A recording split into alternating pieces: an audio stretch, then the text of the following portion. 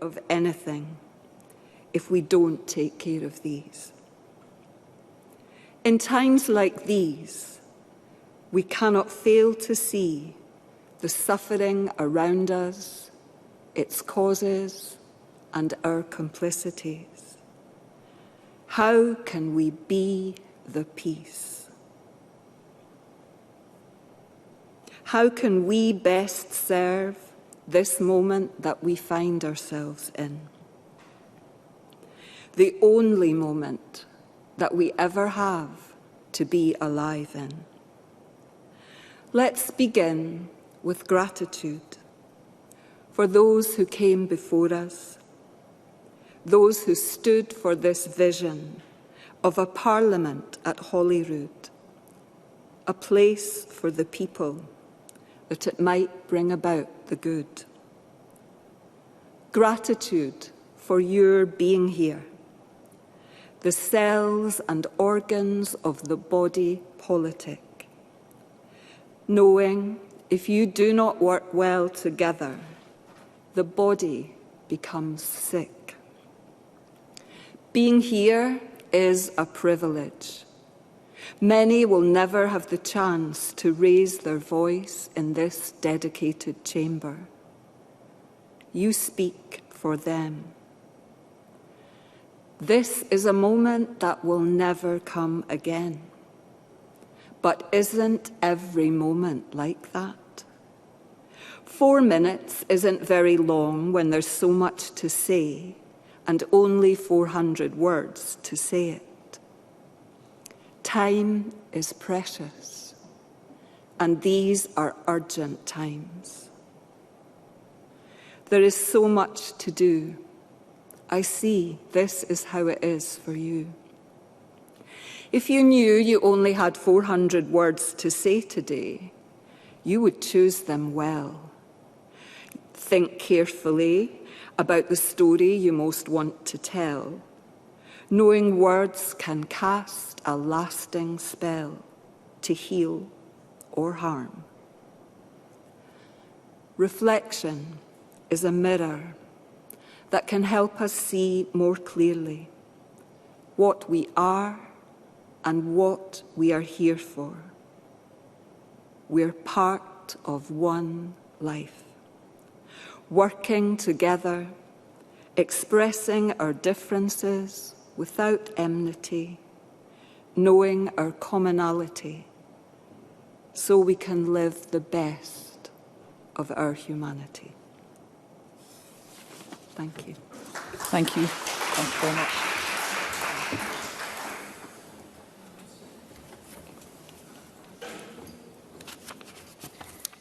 The next item of business is topical questions. At question number 1, I call Sandesh Gulhane.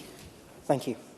To ask the Scottish Government what action it's taking in response to reports that the synthetic drug spice has been found in vapes and are being sold to school children. Minister Marie Todd. Thank you, Presiding Officer. I believe that Mr Gulhane's question relates to media coverage from the weekend about drug dealers in England using social media platforms to target people and to sell illegal vapes that contain the synthetic drug spice. The actions of these dealers is illegal. The use of vapes containing harmful substances amongst young people is highly concerning.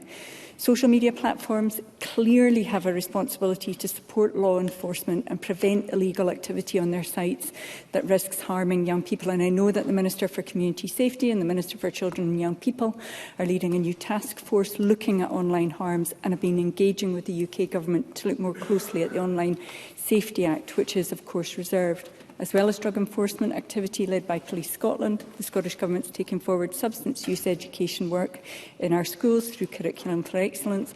We're also investing £750,000 this year in Planet Youth, a community-led approach to creating healthier environments for young people that prevents substance use. Sandesh Gulhane. Declaration of interest as a practising NHS GP. This isn't just a problem in England. The threat to our children of vapes laced with illicit substances is becoming ever more terrifying. Last year, data from Scottish local authorities showed that there were 120 incidents in the previous 3 years of school children, some as young as primary school age, using vapes containing illicit substances. In March this year, 2 boys aged just 14, were hospitalised in Dalkeith after inhaling illegal vape laced with spice. Spice is a highly addictive drug which can cause severe health consequences such as psychosis, seizures and serious heart problem. This drug should be nowhere near our children. I assume the Minister shares my concern that urgent action needs to be taken to prevent serious harm to our children. And so what tangible action will she take? Minister. So I certainly do share the member's concern, and we do know from data within Scotland, from Public Health's early warning system, the Rapid Action Drug Alert and Response, or the RADAR, that has flagged an increase in reports of THC and synthetic cannabis vapes, so it is not entirely restricted to England.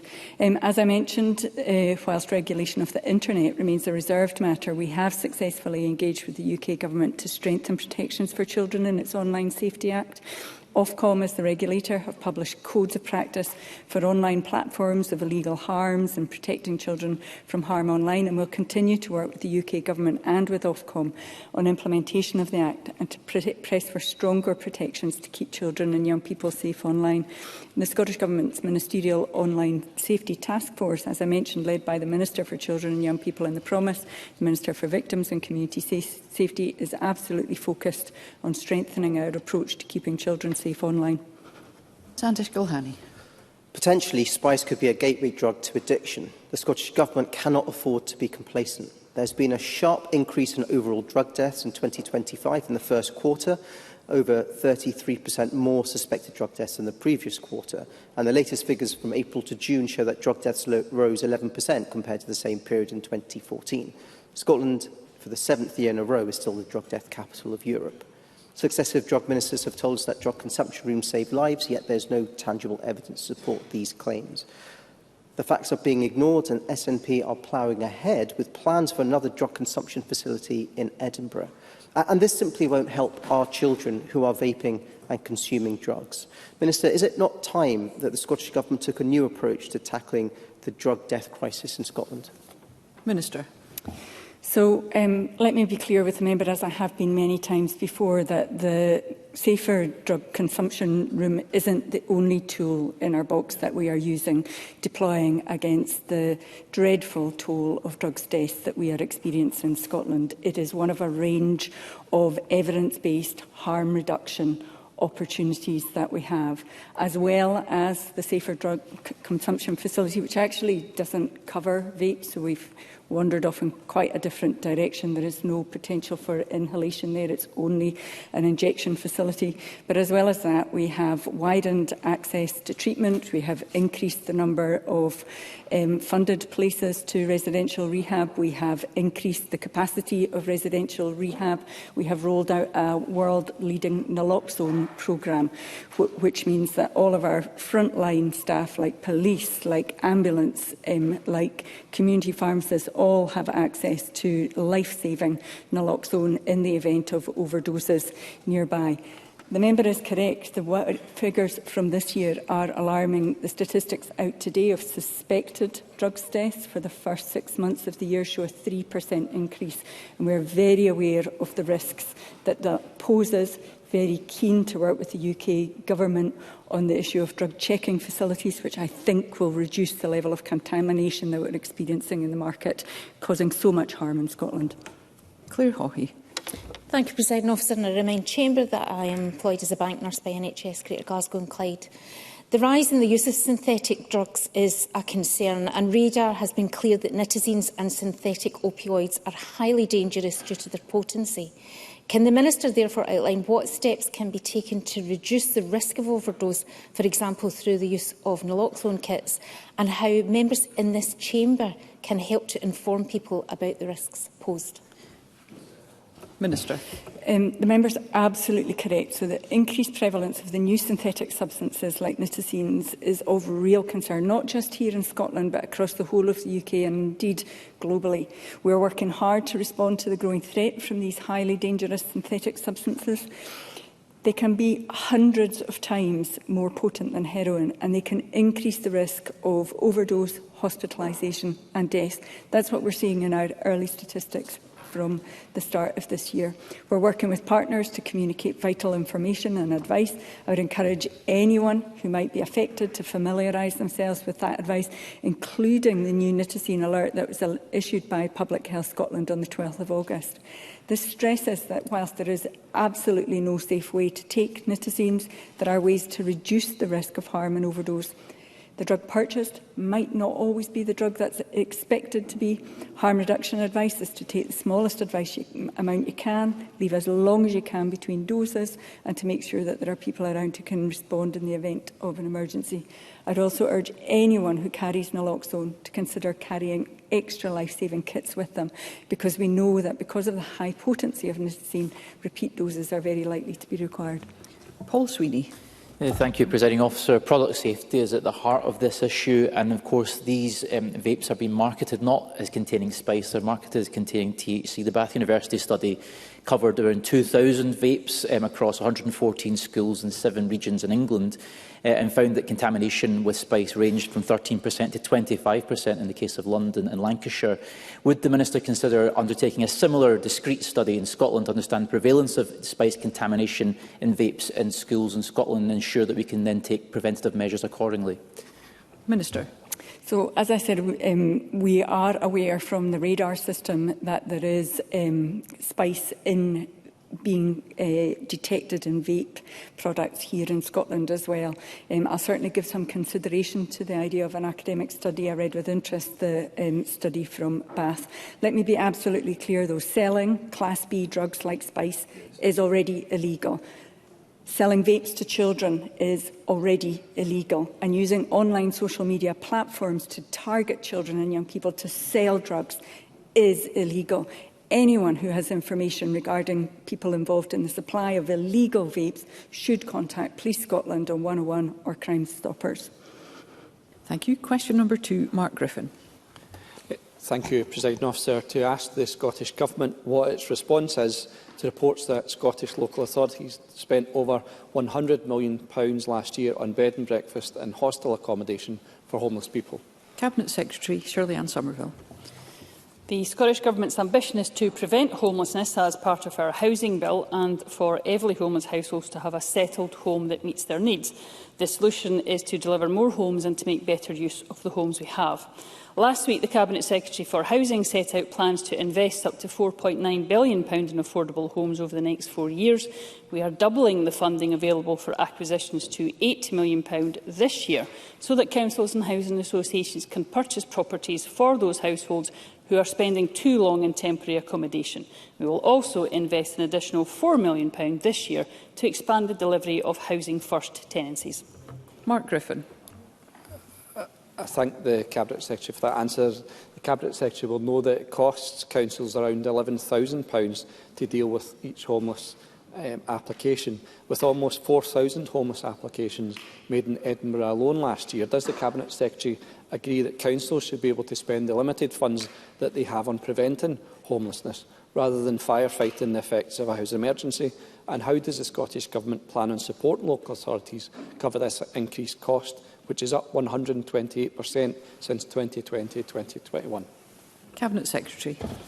Can I thank Mark Griffin for his questions today, because I think it is very important that we do focus on what can be done both at Scottish Government, local government and UK Government level to tackle the unacceptable levels, particularly of children that are in temporary accommodation. And that's exactly why it's been good to see that positive progress has been made in a number of local authorities, including Aberdeenshire, East Ayrshire, East Lothian and South Ayrshire, to give some examples, all of which have consistently seen decreases in the number of open applications, homelessness applications and in temporary accommodation use. The funding which is provided by the Scottish Government to local authorities, as well as through the general grant, it's also important to recognise the work that is undertaken through Scottish Government funds funds, which looks particularly at the preventive methods, and I've mentioned some of the additional funding we'll be providing this year, but also the work that we do to provide support to councils, particularly, but not solely Glasgow and Edinburgh, who are seeing some of the increased pressures affecting them most considerably. Although the issue is an issue throughout Scotland, we are seeing progress in many local authorities. Mark Griffin. I thank the Cabinet Secretary again for that response and acknowledge the action that's been outlined today and by the Cabinet Secretary for Housing last week in the Chamber. But the housing crisis hasn't appeared overnight. It's been nearly 18 months since the Government declared a housing emergency, and since then record numbers of children are being placed in temporary accommodation, often in the most appalling and unsafe conditions. Council workers report that they've seen very little change in the Government's approach from before and after that declaration. And I think from the statement last week, it's not enough to say that we can help a few hundred children. The use of B&Bs and hostels for homeless children should end, and should end immediately. Can the Cabinet Secretary commit to ending the scandal of children in bed and breakfast and hostel accommodation entirely as a priority of this Government? Cabinet Secretary. Well, we are working very hard with our local authority partners to ensure that particularly families with children, but not solely families with children, are accommodated correctly. And for example, Presiding Officer, 2,700 households with children have been assisted into affordable housing since December 2024.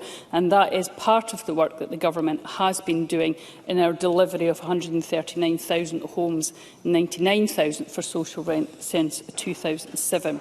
It is very important that we look at how we can best make use of our existing stock through the work on voids in the social rented sector, but also on properties within the private sector that are empty, and that's exactly why additional funding has been going in.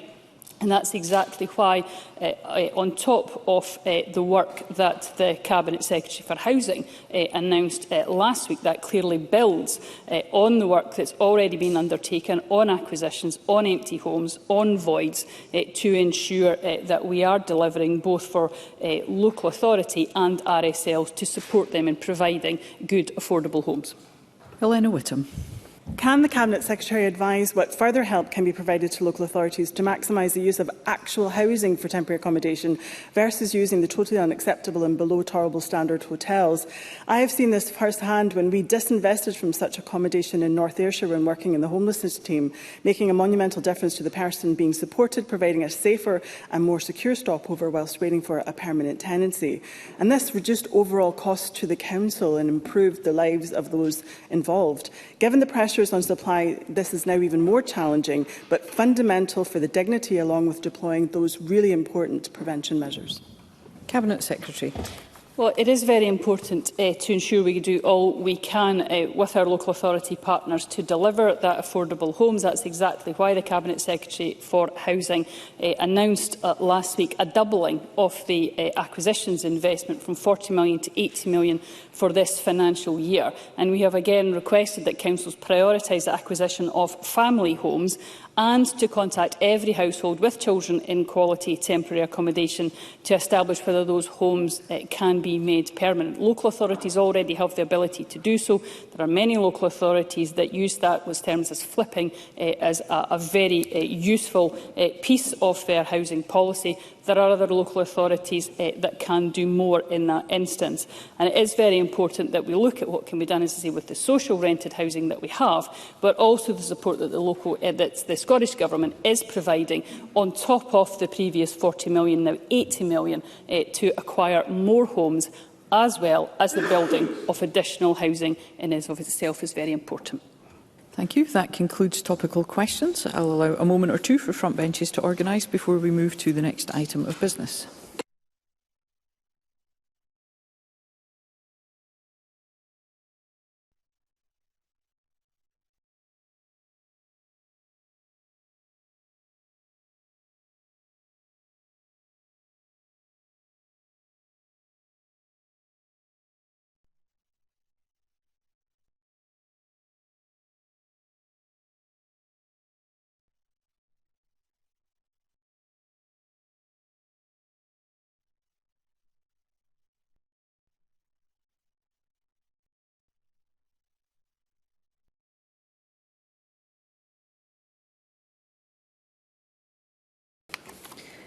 The next item of business is a statement by Jenny Gilruth on actions to support improved relationships and behaviour in schools. The Cabinet Secretary will take questions at the end of her statement, and so there should be no interventions or interruptions. I call on the Cabinet Secretary up to 10 minutes, please.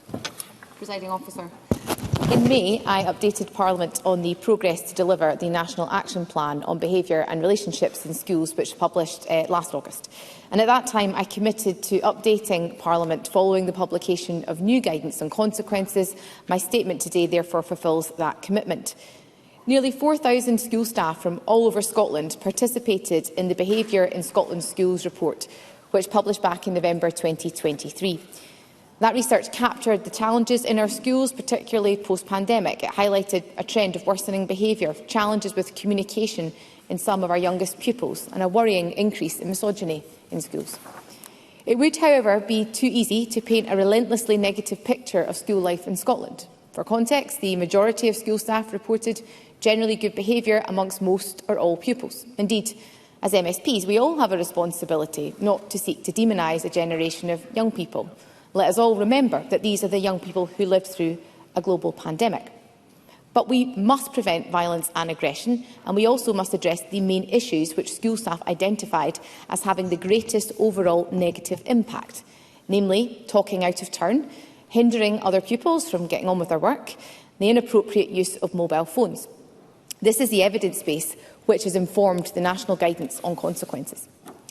Presiding Officer, teachers know through aptitude, knowledge, skills and pedagogy how to get the best from our young people and to manage and support them. And perhaps, much like in the Chamber, keeping everyone engaged and attentive can be challenging. Disruption happens depending on the class, depending on the time of day, depending on the proximity to the end of term. Our teachers use a variety of tools to maintain order every day. Sometimes tone of voice or a stern look is sufficient to help someone get back on track. Sometimes it requires a reminder of expectations of behaviour and agreed practices to stop matters from escalating. Occasionally, greater action is required, including time out from class and, as a last resort, exclusion. In my experience, it will always depend upon the situation and the young person themselves. At the launch of the consequences guidance at St Brendan's Primary School in Motherwell, I was so impressed at how readily children as young as 8 could articulate the processes for resolving conflict. The pupils spoke confidently about their own responsibilities to try to resolve disputes themselves in the first instance, then to ask for help from peer mediators, and then, if they were struggling, to seek the support of a trusted adult. The parents I spoke to at St Brendan's understood that their children are still developing, that within every school, irrespective of its strengths, there are going to be challenges at times. But what parents really valued at St Brendan's was the head teacher's consistent communication about what was being done when problems did arise and how they, as parents, were being supported.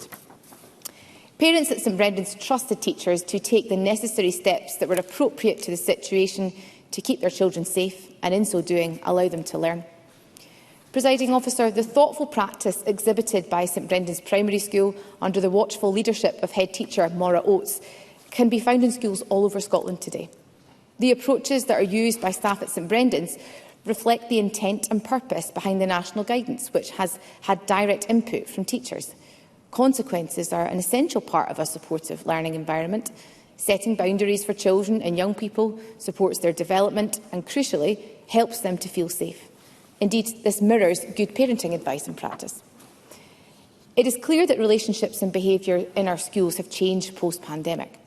We know that lockdown impacted on the understanding of expectations, and there is a need for all members of the school community, staff, young people and parents, to work together to reset this relationship. Our teachers cannot do this on their own. The consequences guidance reinforces the principles of prevention and de-escalation, which underpins our approach to relationships and behaviour in schools. The guidance seeks to ensure that everyone in a school community understands the boundaries and expectations for behaviour and the processes for when things go wrong. It emphasises the importance of taking the action that is required in the moment to ensure a safe and respectful learning environment. It is underpinned by reflective questions and illustrative examples of consequences that can be used to support schools' decision-making. Importantly, the guidance was overseen by the Scottish Advisory Group on Relationships and Behaviour in Schools, also known as SAGRBIS. Now, SAGRBIS includes representatives from local government, the teaching trade unions, parents' representatives, educational psychologists, speech and language therapists and violence prevention experts. Crucially, the guidance was created by an experienced group of practitioners that includes current head teachers, members of our teaching trade unions and educational psychologists. The consequences provided for in the guidance are, therefore, drawn from practice recognised as effective by the professionals we entrust to work in our schools every single day. These people are the experts in what works.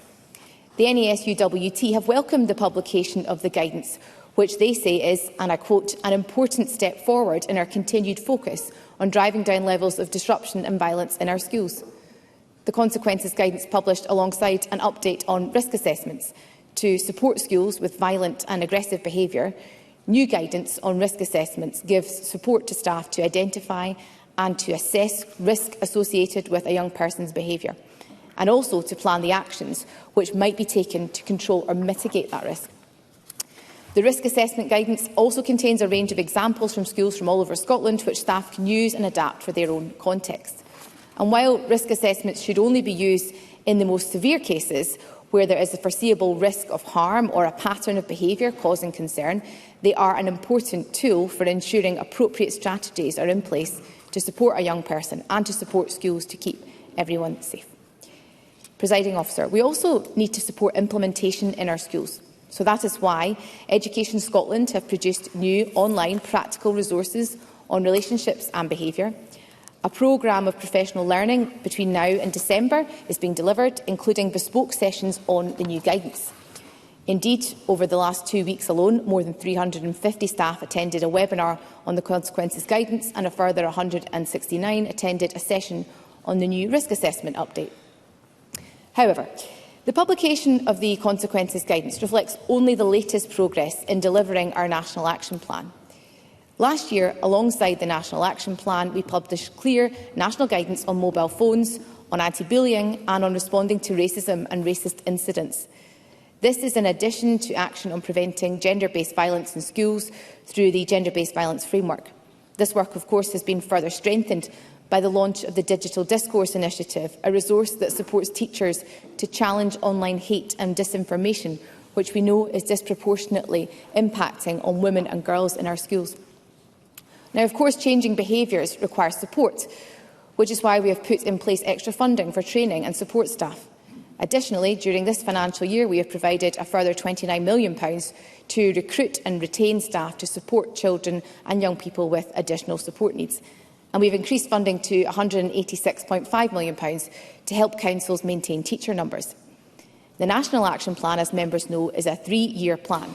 The next steps will therefore focus on working with local councils to improve the consistency of recording and monitoring incidents, updating our national guidance on exclusions, the publication of whole-school approaches to addressing racism and racist incidents in schools, and I will launch our national marketing campaign on attendance in the coming week. Presiding Officer, all MSPs and parties carry a responsibility to support Scotland's children and young people in our schools and the school staff who work hard to support their outcomes and life chances. And in April of last year, I met with the opposition party leaders to talk to them about the development of the National Action Plan. I'm also really keen to visit a school with opposition spokespeople so that together we can observe the impact of the National Behaviour Action Plan in practice. And I'm absolutely delighted, therefore, that St Brendan's Primary School has agreed to host such a visit. My private office will be in touch in due course to arrange a mutually convenient time for us all to attend what I think will be a really worthwhile visit. Presiding Officer, there is no place for violence or abuse by anyone, of anyone, about anything in our schools. And when it does occur, it requires an immediately escalated response. If a child's behaviour poses a risk of harm to themselves or others, staff need to respond very quickly. Supporting and empowering our teachers to do that has been a central part of my approach in the development of our National Action Plan. The national guidance was written by, with and for our teachers, the very same teachers whom we entrust every day to educate our children and young people. The National Action Plan provides that shared vision with a consistent approach, providing a strong platform on which to act, and I remain committed to delivering on that ambition. Scotland's schools must be safe, positive and inclusive spaces for learning, for every teacher and member of staff, and crucially, for all of our children and young people. Presiding Officer. Thank you. The Cabinet Secretary will now take questions on the issues raised in her statement. I intend to allow around 20 minutes for questions, after which we'll move on to the next item of business. I'd be grateful if members who wish to put a question were to press their request to speak buttons now. And I call on Miles Briggs. Presiding Officer, and can I start by thanking the Cabinet Secretary for advance sight of her statement. I spoke to several teachers before the schools returned who told me for the first time in their careers they did not want to go back to school due to the levels of poor discipline and violence they have personally experienced during their career and in their schools. And the statement today is very much a repeat of what the Scottish Government has already outlined. Unbelievably, a national action plan including no new actions, just more talking and a marketing campaign. So can I outline my concerns to the Cabinet Secretary and where I believe the Government has failed to take forward real changes? There are no clear outcomes or consequences in the guidance on how teachers can respond to violence which they may experience. Teachers getting punched or chairs thrown at them do not need to be told to undertake a risk assessment. The Scottish Government's incoherent guidance and reluctance to even mention effective consequences, let alone apply them, is letting down hard-working school staff and the majority of pupils who simply want to learn without disruption. So can I ask the Cabinet Secretary, is she actually asking pupils, teachers, parents and carers to wait another 2 years before this Government will actually outline how they will get a grip of violence in our schools? Cabinet Secretary. I thank Mr Briggs for his question. There have been a number of new developments this year in relation to the National Action Plan, which I've set out to Parliament today. Of course, it was an ask from the opposition at the end of term that we did so. We weren't able to accommodate that ask in the last week of term due to stage 3 of the Education Bill, so I'm pleased to do so today. The guidance that published at the end of term, though, was quite new in relation to the consequences guidance, and it was welcomed, of course, by the NASUWT. And I want to put on record again that all of our teaching unions have been involved in the development of this advice. It's not come from government, it's not come from ministers, and I think it is important that we respect their views in relation to what works. These are the people who are the experts in our schools, who we entrust every day, and that is hugely important. The member mentioned speaking to teachers over the summer recess period. I did so myself. I engage with the teaching profession on a regular basis, and I hope the member will take up my offer to visit St Brendan's to talk to the teachers in that school, who were very clear with me at the end of June the difference that having high expectations and a really consistent approach to behaviour in their school makes in terms of how they are able to drive learning and teaching. Fundamentally, we need calm and consistent learning environments in our classrooms. Good behaviour allows teachers to teach. The National Action Plan is part of the solution here. I accept the member's challenge. It's not the whole solution. We have to look more broadly than the school. One of the points I made, for example, in my statement today, was the need for partners to work together. I attended last night, actually, the AGM of the Glenrothes and Leavenmouth Scouts Association, and they were talking about the involvement of parents and carers in the wider community. This can't just be about schools. We have to have that broader integration of support in terms of expectations for our children and young people. So I hope the member will engage with me on the next steps in relation to the action plan, and indeed if he has any further concrete suggestions he would like to bring to the table, I'm happy to hear from him, though I do put on the record, Presiding Officer, that the examples that are provided for in the consequences guidance have come from the teaching profession themselves. Pam Duncan-Glancy. Thank you, Presiding Officer, and I thank the Cabinet Secretary for advance sight of her statement. We welcome the publication of guidance on consequences and on risk. Indeed, these are things we and others have been calling for many years. But I have to say to the Cabinet Secretary, this is not enough. Change is urgent, yet there has been 3 academic years since research showed rising concern on behaviour. In that time, Scotland's incredible young people have achieved against the odds, and school staff have risen to the challenges as they always do. But the reality is, they've done this without the widespread change of direction needed from their government. What the statement fails to address today is rising staff workload, a demoralised workforce, and young people who are failed by a lack of support for ASN and next to no access to ADHD assessments, CAMS care or support for additional needs. It fails to address the systemic change needed. So can I ask the Cabinet Secretary, what changes will the Government make to workforce planning to meet the ongoing challenges? What additional new action will the Cabinet Secretary take to address the lack of support for pupils with ASN? And finally and crucially, Why has it taken 3 academic years to get a statement with no new actions and that fails to rise to the systemic challenges facing schools? Cabinet Secretary. I thank Ms Duncan Glancy for welcoming the guidance, and I'd like to put on the record, Presiding Officer, what I think is an unfair characterisation of the Government's actions since the publication of the BISR research. So I just want to recount some of the actions that we've taken since the publication of that research. Of course, one of the issues that BISR highlighted was the role of school inspections in gathering data on this. And of course, now every school inspection and the Chief Inspector is taking direct action to ensure that we have enhanced evidence on relationships and behaviour from every school inspection. That was a change I announced in November 2023. We also provided funding to support staff and, for example, those working with some of our challenging behaviour, for example, directly in our schools. That was a direct response to findings from the BISR research, again announced in 2023. We also provided support to improve attendance, including guidance on professional learning, networking and exemplification. Today I'm giving a statement on consequences and risk assessments that relates to the National Action Plan, which I launched last year. So I think it's an unfair characterisation to suggest there has not been action taken in the interim period. Again, Presiding Officer, in that period there has been the publication of the Gender-Based Violence in Schools framework, which has been really important in relation to challenging issues around about misogyny, a toxic issue at the current time in our schools and, of course, in our political discourse too. And again, the interim guidance on racism and racist incidents and the mobile phone guidance last year. So I don't accept that today's examples that I provided in relation to risk assessments and in terms of consequences sit in a silo. They are part of a package of responses from this government and funding that I have spoken to. And the member, I'm conscious of time, Presiding Officer, the member made a number of points in relation to staff workload and workforce planning, and I hope it will give the member some comfort that I will be meeting with the GTCS later this week on those very issues. On staff workload, though, of course, that is a matter for the SNCT. But I am absolutely committed to our manifesto commitment to reduce class contact, because only by creating the time for teachers will we get the conditions that are necessary to drive education reform. And the final point related to ASN, and of course the member and I and other members from across the chamber met on the ASN review last week, and I look forward to working with the member on that point and hopefully arriving at a cross-party consensus on how we can drive a review which meets the aspirations that I think the member has rightly set out today. There is a great deal of interest in this statement, so concise questions and responses appreciated. I call Jackie Dunbar to be followed by Ros McCall. Thank you, Presiding Officer. The importance of pupils feeling supported cannot be underestimated in contributing towards improving behaviour in schools. So can I ask the Minister if she can speak further on how the Scottish Government's 2025-26 budget is delivering measures to assist young folk throughout every stage of their school experience?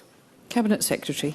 Thank the member for her question. Of course, as I alluded to in my statement, the budget makes provision for an extra £29 million in relation to additional support needs, and I was very keen that that additionality was used to support, for example, additional specialist staff, which we know makes a real difference in our classrooms. The budget also provided for an uplift, though, in terms of funding to protect teacher numbers. We know that pupil-teacher ratios in Scotland are lower than anywhere else in the United Kingdom. That is welcome. But having an adequate complement of staff in our schools is really fundamental to driving the type of change we need to see in relation to behaviour. And of course, the budget sets out that extra provision in terms of the support available. Ros McCall to be followed by Kevin Stewart. Thank you, Presiding Officer. The statement mentions that consequences are an essential part of a supportive learning environment, and the Cabinet Secretary knows I agree. As the next steps include updating the national guidance on exclusions, could the Cabinet Secretary elaborate on the detail? Will this new guidance result in more exclusions? And given the dubiety displayed in the Education Committee a few months ago from the Minister for Children, Young People and the Promise over whether care-experienced children should be excluded, how does the Cabinet Secretary hope to balance the guidance with commitments made to care-experienced people in the Promise? Cabinet Secretary. I thank the member for that question in relation to exclusion. And we have discussed exclusion at length in the Chamber in terms of expectations. In recent years, I could give the member the statistics on this if she wants. I suspect she won't welcome them because we have seen a real reduction in terms of exclusions, and perhaps a reticence from staff to use that as an opportunity and actually as a consequence, I should say, to respond to challenging behaviour. And I've been absolutely clear that exclusions exist for a reason, and they can and should be used and applied by teachers, and that is in teachers' professional gift to do so. But they have my full support to do so in those scenarios that would merit that type of a response. The member asked a question in relation to care-experienced young people, and again, I put on the record, Presiding Officer, that I am recused from the Promise, as the member will know. However, I will ask the Minister for children and young people to write to her directly on the important issues she has raised today. Kevin Stewart, to be followed by Martin Whitfield. Thank you very much, Presiding Officer. I'm sure that, like me, many members will have had mailbags full of various commentary about the challenges, disruption and bad behaviour caused by mobile devices in classrooms. Now, I've recently been watching a Korean drama where they collected mobile phones at the start of every lesson. And I visited a private school within my constituency a few months back where they actually collect mobile phones at the beginning of the day. Does the Cabinet Secretary share my view that we need to look at all of this very carefully and create some kind of university, because there are diverse policies in our schools and mobile phones, and would it not be best just to collect them at the start of every lesson to avoid those challenges, disruption and bad behaviour? Cabinet Secretary. I thank Mr Stewart for his question. Can I also put on the record, Presiding Officer, I'm very sorry to learn he'll be standing down. He will be sorely missed from the SNP group. I just want to say that to Mr Stewart. So, in terms of the use of mobile phones in our schools, this was an issue that was highlighted by the BISA research, but again, the teaching trade unions have done a great deal of work in relation to the impact that mobile phones can have in our classrooms. And I have often reflected about the use of mobile phones in the Chamber, Presiding Officer, and you may have a view on confiscating MSP's phones in terms of improving all of our behaviour. However, I do think there's something in the mix here around about how adults behave and how we expect young people to behave. So we know that mobile phones affect all of us in terms of how we engage with people, how we speak to each other, whether or not we pay attention in debates or when we're sitting in committees, and I'm not immune from that myself. But in terms of gathering mobile phones, I suppose I would reflect that I have undertaken that practice as a teacher. It can be challenging, it can also lead to conflict. And the national guidance sets out a consistent approach at national level which empowers head teachers to ban mobile phones should they see fit, because the legislative power to do that does not sit in Minister's power in Scotland at the current time. But I take on board the point Mr Stewart raises, and I see the Presiding Officer gesticulating. Lots of schools use different approaches to banning mobile phones. The school I last taught in has a very effective policy in place. I'm more than happy, though, to listen to the points Mr Stewart has raised today and to take them back to COSLA in our discussions around how the ban is operating in practice. Martin Whitfield, to be followed by Christine Graham. I'm very grateful, Presiding Officer. In the statement, the Cabinet Secretary talked about working with local councils to improve consistency in recording and monitoring incidents, and also spoke about the work in 2023 to alter the school inspection to capture that data. So how will the consistency in applying consequences be monitored across local authorities by this Scottish Government? Cabinet Secretary. I thank the member for his question. Of course, in Scotland we have 32 local authorities with the statutory responsibility for delivering education. And one of the challenges we have often seen in relation to recording bullying incidents, for example, is a lack of consistency across the piece, which is why, for example, when opposition parties submit FOIs to local authorities, it's very difficult to get a read across because they may use completely different systems in terms of recording and monitoring. I would like to see far greater consistency in that regard. One of the actions we've taken that was announced in the programme for government has been the announcement of a data conference we're going to hold with COSLA and with statisticians in the Scottish Government to talk directly to them about the practicalities of how they gather data at local level.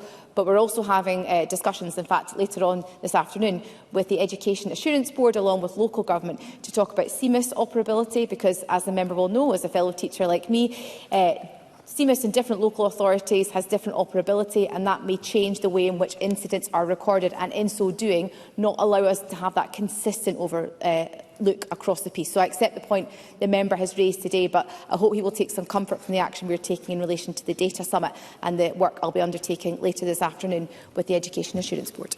Christine Graham, to be followed by Mark Roskell. Thank you very much, Presiding Officer. I want to focus on the further £29 million for children with additional support needs, ASN, which, as the Cabinet Secretary knows, applies to an extensive range of needs, from bereavement, counselling, support, dyslexia and extreme behavioural challenges due to ADHD and autism, for whom, frankly, inclusion, at least full-time, is not suitable. Will some of that £29 million be applied to alternatives to inclusion, whole or part-time, in the interests of those children, those challenging children, and in the interests of their classmates? Cabinet Secretary. I thank the member for her question. This was an issue that I discussed with members of the opposition last week in terms of the review I alluded to in my response to Ms Duncan Glancy. And it has been over 20 years now since the introduction of the ASL Act, and we've seen an exponential increase in the number of pupils with an additional support need in that time. So the landscape in Scotland now in terms of ASN looks markedly different to that which existed back in 2004.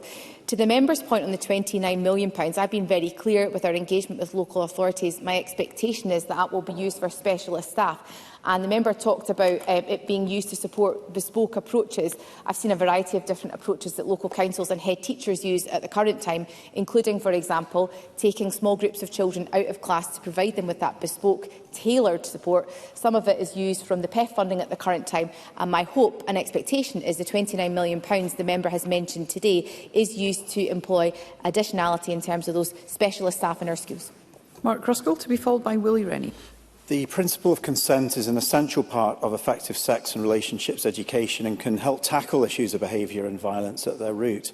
Does the Cabinet Secretary agree that if we're to tackle those issues of behaviour and violence, particularly against women and girls, that all young people, and especially boys and young men, should receive education on the importance of consent? Cabinet Secretary. I think it is hugely important that young people are taught about these issues in school, yes, of course, and the member will be aware that we are reviewing the RSHP guidance in that regard. We published the analysis of the responses to that guidance at the end of March, and of course the updated guidance will be published before the end of this term. And I think the member has previously asked me questions on this issue, so I'm more than happy to meet with them and discuss the topic he has raised today, because it is a hugely important one. Willie Rennie, to be followed by Fulton McGregor. The guidance on behaviour is long, it's incredibly long, and the consequences section is stuck at the back in an appendix. So I'm sceptical about what the impact will be on actual classroom practice as a result of this. So I'm keen to hear from the Cabinet Secretary when she will measure the impact of this and when will the next survey be conducted. But secondly, is she prepared to move on mobile phones? Because I receive numerous reports of different practices in different schools, even though the evidence is pretty compelling now about the improvement in behaviour if you do remove the phone from not just the classroom, but from the school as well. Cabinet Secretary. I thank Mr Rennie for his question. I appreciate the guidance is long and there are appendices, and I think that is welcome. My hope is that it is not lost. There are a number of different prompts, for example, at the back of the guidance. It's not an exhaustive list. It's come from teachers directly themselves. And our expectation in terms of my engagement with ADA is that the behaviour guidance will be used, for example, to inform inset days. I know a number of schools were doing that at the start of the summer holidays on returning a couple of weeks ago now. And it's important that the national guidance informs different approaches in our schools. So this issue has been raised by Mike Corbett from the NESUWT, and as a result of him raising that with me earlier this year, as Mr Rennie will know, Tony Buchanan and I wrote directly to all directors to encourage schools to update their guidance accordingly. It will take time, and I accept that. He asked a question around about when we will measure the impact, and of course this is a 3-year plan, so he can expect another update from the government next year in relation to the progress that we have made. In terms of mobile phones, I think I responded to Mr Stewart, and we've talked about this issue at length in the Chamber previously. The legislative power does not at the current time rest with ministers. It is a matter for local authorities.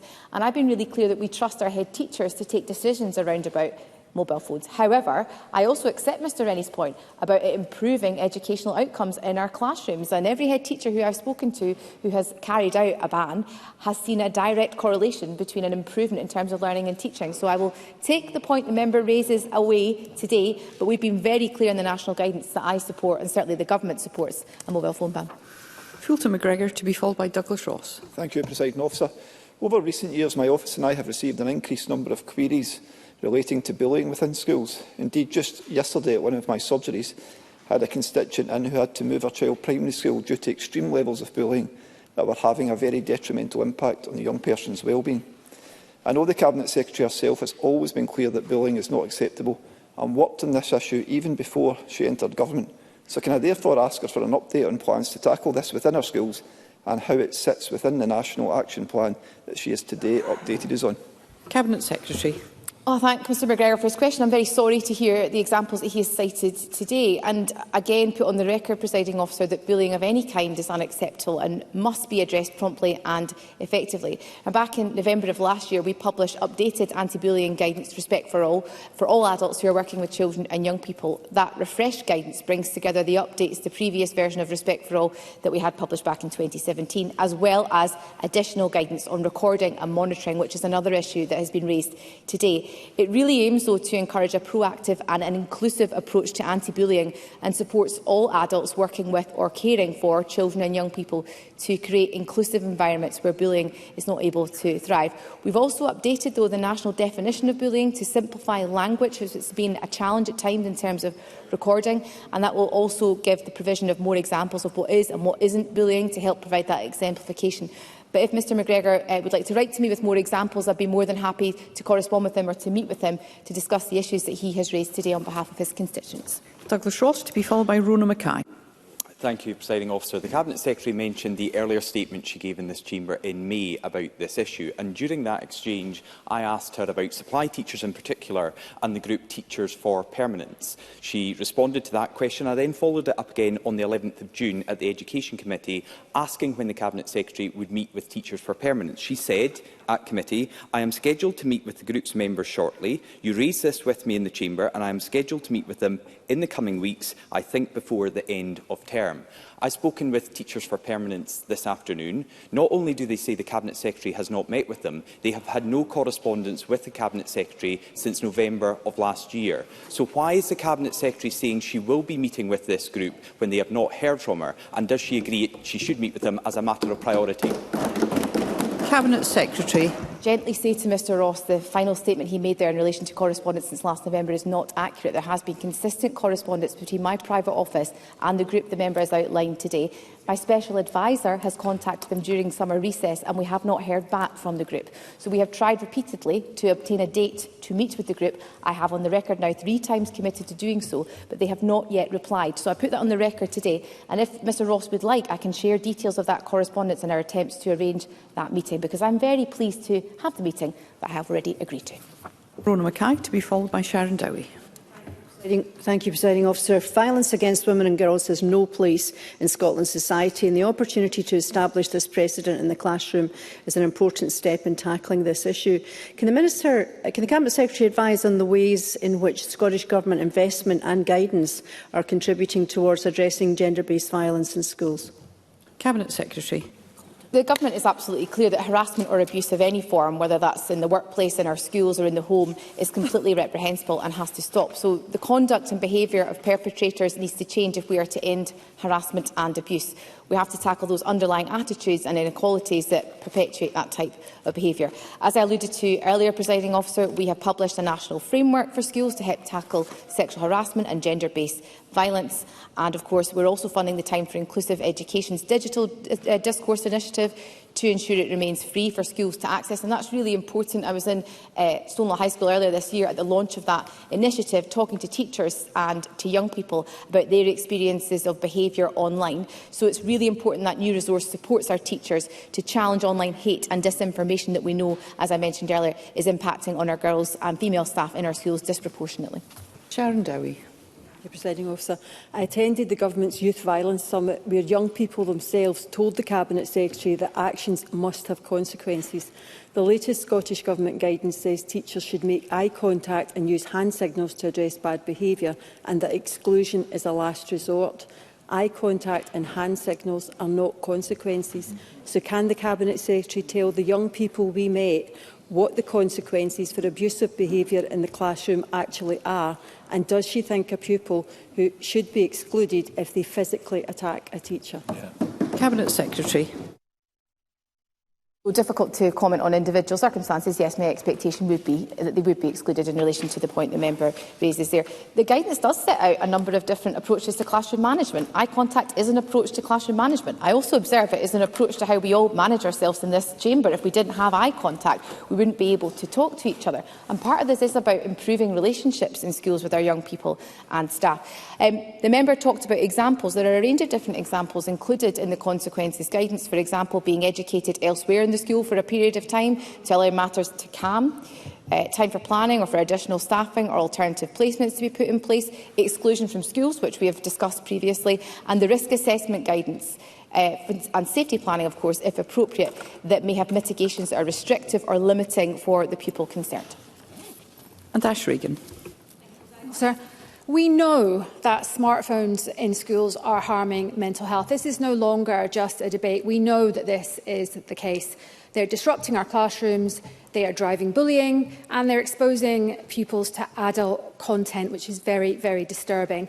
And no school that has banned phones has ever reversed this decision. So will the government now show leadership by supporting a national smartphone ban? Because I think our head teachers need that support coming from their government, and also removing unlawful guidance that has confused teachers and undermined sex-based safeguarding, and ensure that our SHP materials are age-appropriate and based on consent. Cabinet Secretary.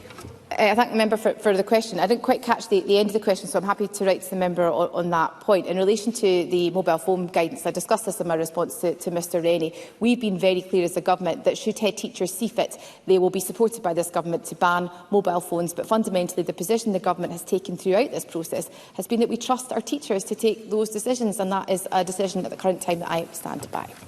Thank you. That concludes the ministerial statement. There will be a brief pause before we move to the next item of business.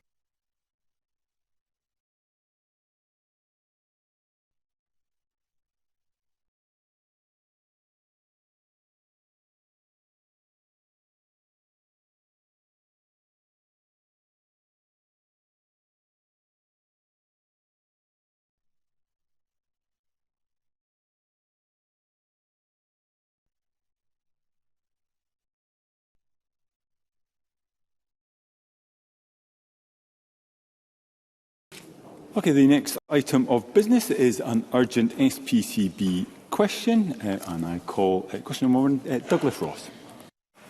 Thank you, Presiding Officer, and can I remind the Chamber that my wife is a sergeant with Police Scotland, to ask the Scottish Parliamentary Corporate Body what discussions it has had with Police Scotland about the policing of the For Women Scotland rally outside Parliament on the 4th of September regarding reports of disruptive behaviour by an individual and a lack of action taken against him by the police.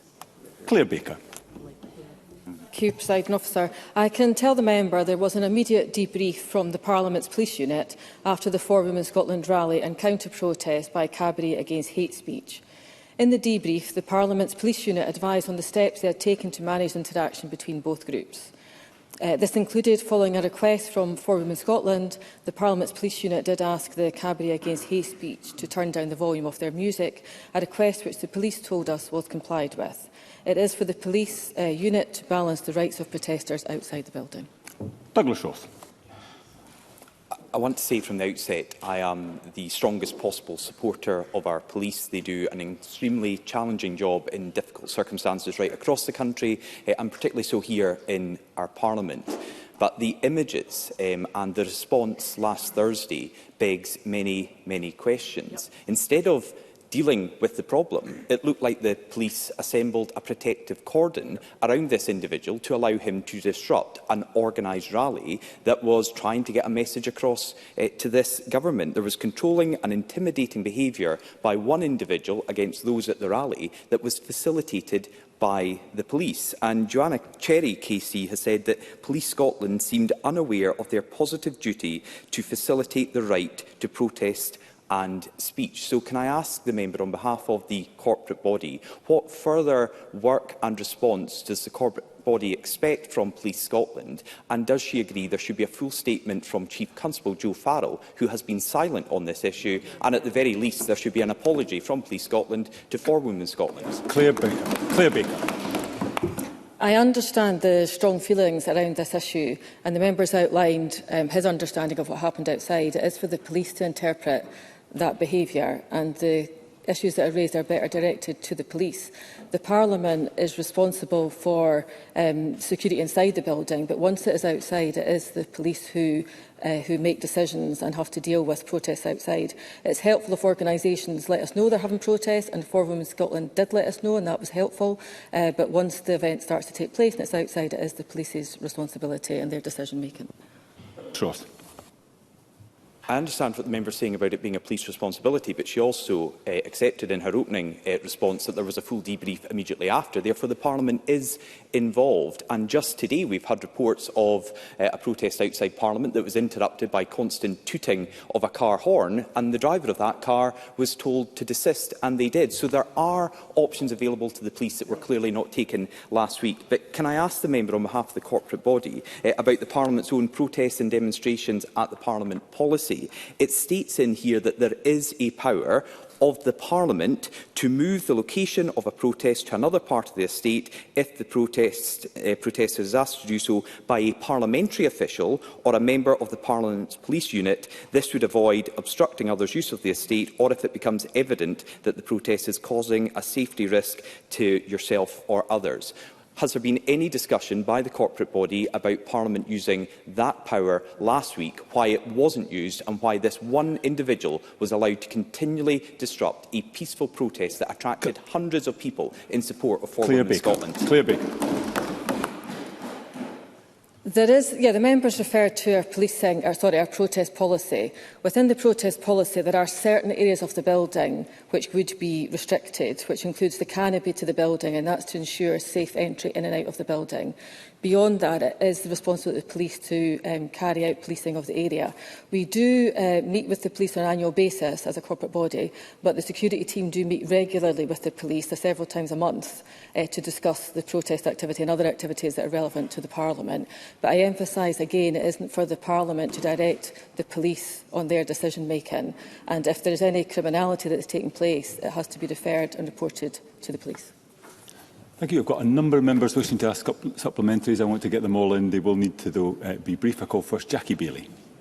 The actions of one individual were designed to provoke and disrupt. He was literally trying to drown out the For Women Scotland rally and the voices of women who came to their Parliament.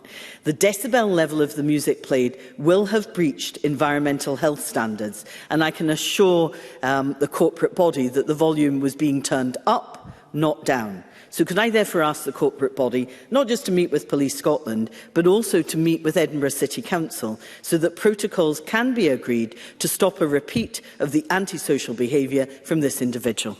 Claire Baker. The member raises a number of points. I'll emphasise again, it is for the police to make decisions outside of the building.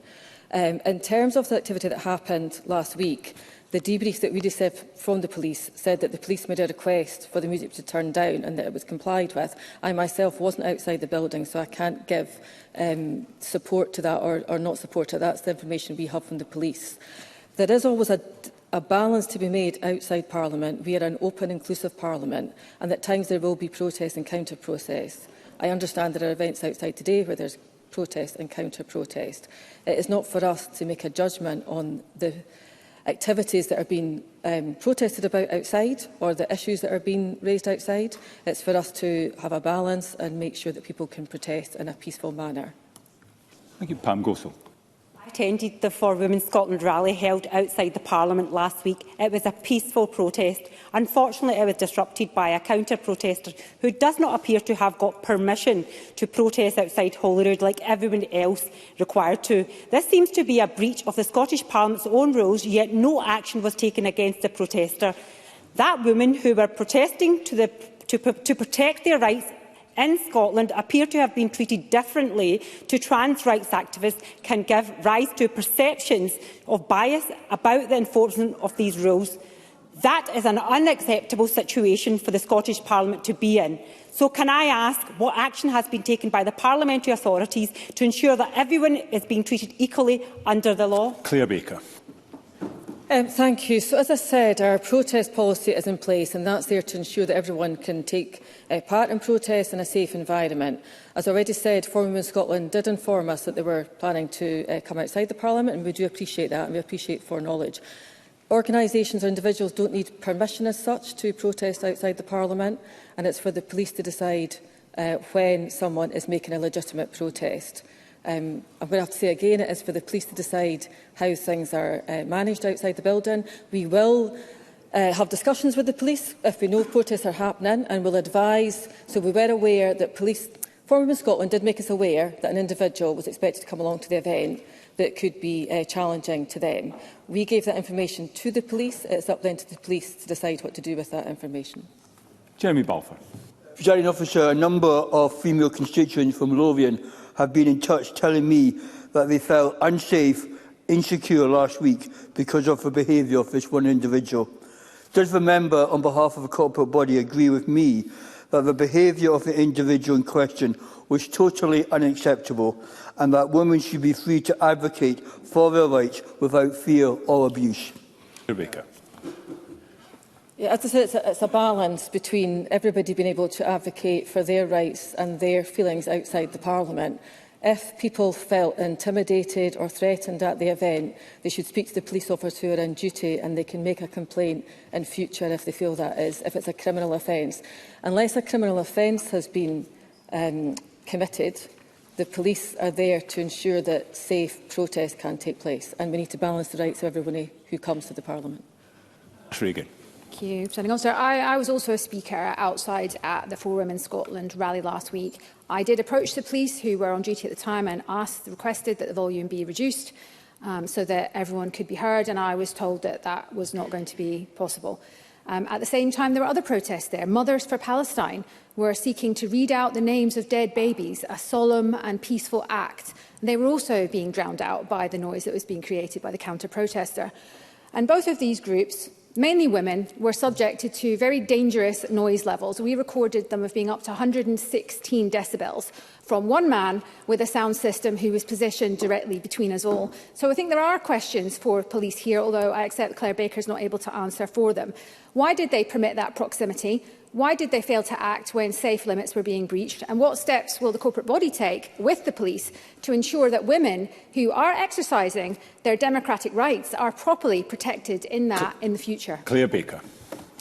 When we have protests and counter-protests, and we're aware of it, we will have prior discussions with the police, and we will request, advise that certain organisations are in different areas of the small space that we have. However, once people are outside, it is for the police to decide, and if someone moves somewhere else, unless there's a good reason for them to move, they would make a decision whether or not they can move somebody. But it is a police matter. Thank you. That concludes this item of business. There will be a brief pause to allow front benches to change before we move to the next item of business.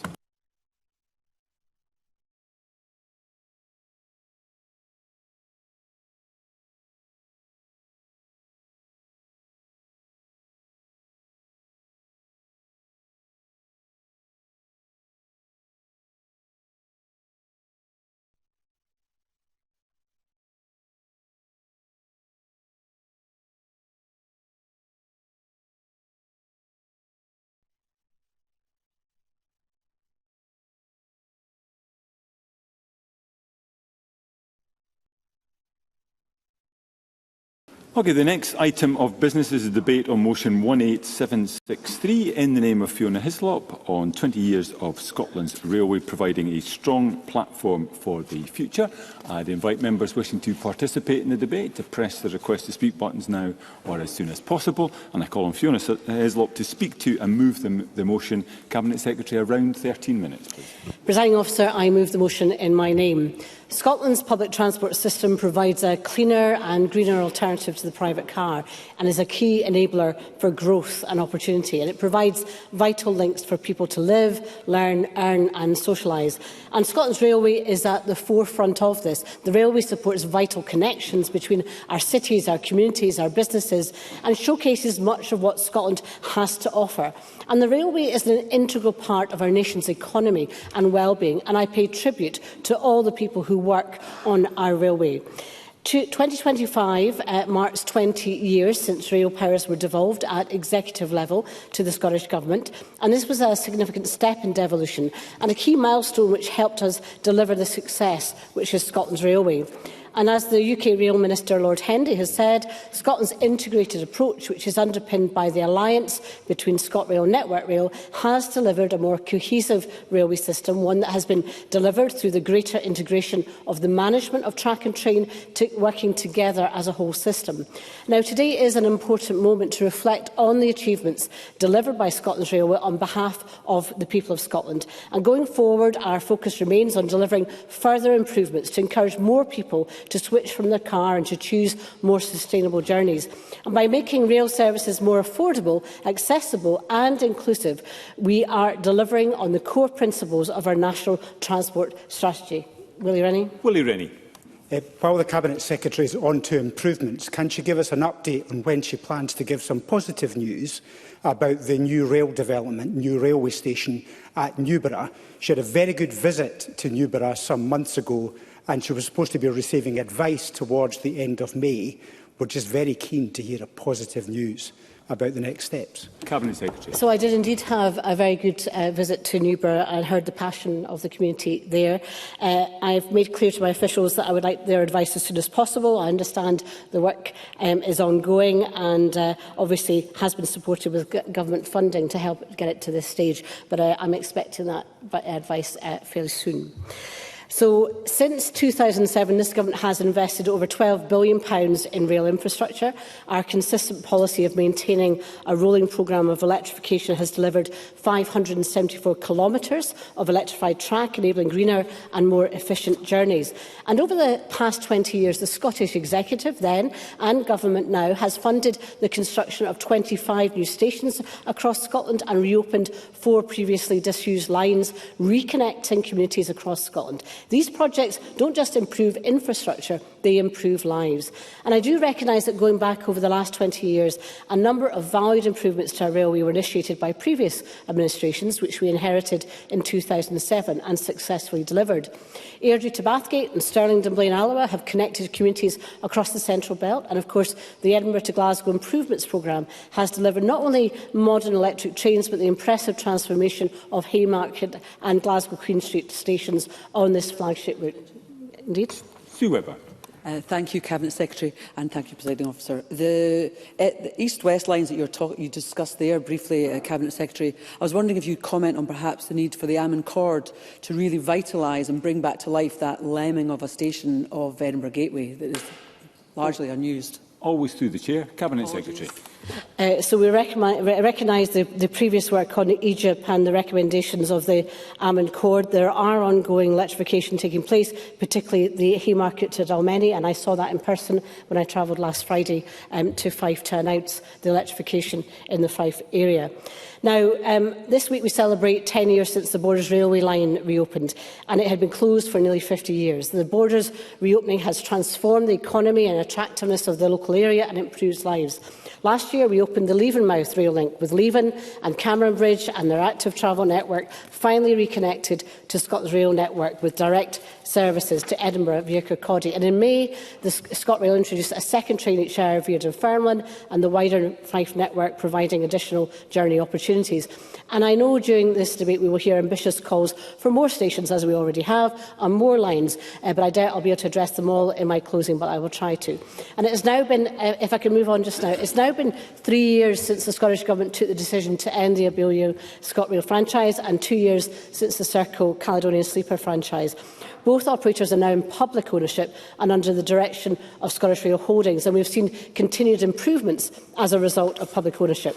ScotRail has added more than 200 additional services each weekday in the last year, offering 7% more seats. ScotRail has a proven track record in boosting patronage, with journeys in financial year 24-25 at 84.7 million, up from 63.7 million in 22-23 and up from 81.1 million in 23-24, and that's a huge increase of 33% over 2 years, and a healthy increase of 4% between 23-24 and 24-25. And on average, ScotRail remains one of the highest scoring operators in terms of overall passenger satisfaction. ScotRail employs 900 more people than prior to public ownership, and for the 5th year in a row has been awarded top employer status. And I want personally to congratulate all ScotRail staff for their hard work and dedication. And under public ownership of Caledonian Sleepers, performance has improved. Right time arrivals are at almost 88%, well above the average across the rest of the UK. The sleeper passenger numbers continue to grow year on year, and one of the strongest post-pandemic recoveries across all GB operators. And on rail reform, the UK Government is preparing to legislate in this area. And this government believes that a fully devolved and an integrated railway, publicly controlled and operated in the service of the public and truly accountable to them, will deliver better and more efficient services for our people, our communities and our visitors. However, in the absence of full devolution, I have made clear to the UK Government that Scotland must benefit from rail reform to the same extent as England and Wales, and have welcomed assurances from the UK Minister for Rail, Lord Hendy, in that regard, but have yet to see if and how that will be secured in law. Now, I have made it clear in... Jamie Green. If the Cabinet Secretary has time, very briefly intervene and say, with devolution comes fiscal responsibility. The cost of upgrading the tracks and the operation of the Network Rail operations is huge. Where will the Government find the money if they want to take over that responsibility? Cabinet Secretary. So we already fund the network responsibilities, £1.5 billion. That's part of CP7. That's part already of our budget. The issue we have to ensure in rail reform is not only do we have control of the funding, but we also have the decision-making. And that's my concern about the rail reform that is currently being discussed at UK level, that vertical integration might preclude what we already have in terms of governance arrangements. So I have made it clear in meetings with the UK Government that the Scottish Ministers will not accept any diminution of our existing devolved powers over rail, and that strong governance, accountability and assurance measures must be in place for those areas which we set strategy, fund and specify. And that is why a collective stance from this Parliament stating this is important at this time. Now, moving to the economy, we know rail also benefits business and growth through rail freight, and transporting goods by rail is a key lever to drive down transport emissions. And the role of government is to put policies in place that facilitate modal shift, and we've shown genuine leadership with a tangible focus in this area, with our first-of-a-kind freight growth targets incentivising Network Rail to collaborate with the industry to grow rail freight. But freight works on a commercial basis, so there's a key role for the industry to play here. And in these times of constrained budgets, I am proud of our investment in projects that support rail freight. I'm pleased to have secured rail freight grant in this year's budget. And as we work with the rail industry to plan the next suite of investment projects, we will continue to ensure that the benefit for freight is maximised. Now, very briefly, Paul Sweeney, briefly. The Minister also recognised the importance of rail maintenance and rolling stock maintenance in Scotland, and particularly welcome the reopening of the Calais Railway Works in Springburn after a 6-year hiatus by Gibson's Engineering, and hope that they succeed in building more contracts after the recent award of the Transport for London contract. Cabinet Secretary. So I do welcome that, and I think part of the role in the economy is to help the supply chain, and I think it's really important that in terms of those jobs and investment that they continued and welcome continued investment by the Scottish Government help support that supply chain. So despite the well-known financial challenges, this year the Scottish Government will invest over £1.5 billion in both ScotRail and Sleeper services, and in operating and maintaining and renewing the rail network. And while transport is a significant contributor of greenhouse gases emissions, Scotland's Railway is a success story. Whether diesel or electric traction, it is already a very low-carbon form of transport for passengers and freight. So Scotland's Railway will make a significant contribution to the Scottish Government's wider net zero commitments, and will set this out in our draft climate change plan that we put before Parliament.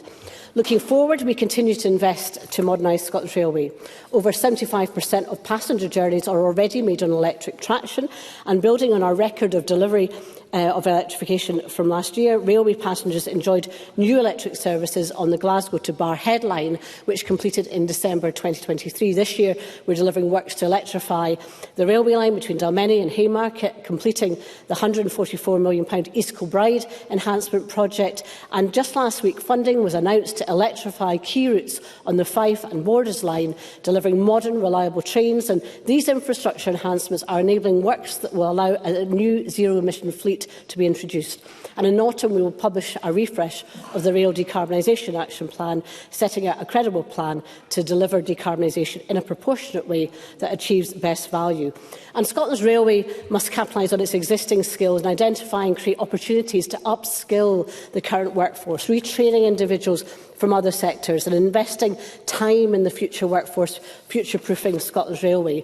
And the rail cluster builder is a specific example of the Scottish Government's support of the rail industry. Funded by Scottish Enterprise, Transport Scotland and Skills Development Scotland, the rail cluster is a 3-year project connecting more Scottish SMEs with rail sector organisations, strengthening and deepening relationships with key stakeholders across the sector and helping to create innovation, green solutions that will support our net zero targets. And ScotRail has an ageing fleet of trains which must be replaced over the coming decade. A procurement exercise to replace ScotRail's intercity high-speed train fleet is already underway, and last month we formally started market engagement with train manufacturers on the suburban train fleet.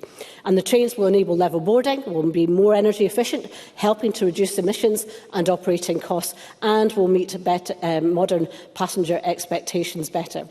And we want more people to choose to travel by public transport for work, for study and leisure. And that is why ScotRail peak fares have gone and gone for good. And this will help people with ongoing household bills and costs. Existing rail passengers will save money, and it will encourage new potential passengers onto the train and to leave the car at home. Permanently removing ScotRail peak fares makes public transport a more affordable option for many. It makes ticketing simpler and more straightforward, supporting our ambitions to simplify ticketing across our transport network. Presiding Officer, I have made clear the importance of Scotland's railway to our economy and society. I have made clear the commitment the Scottish Government has made over many years to deliver a wide range of achievements. These make a real difference to people's lives, and our commitment to rail moving forward remains as strong.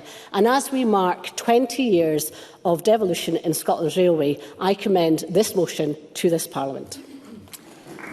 Thank you very much. I now call on Sue Webber to speak to move Amendment 18763.1. Around 9 minutes, Ms Webber. Thank you, Presiding Officer, and I move the motion in my name.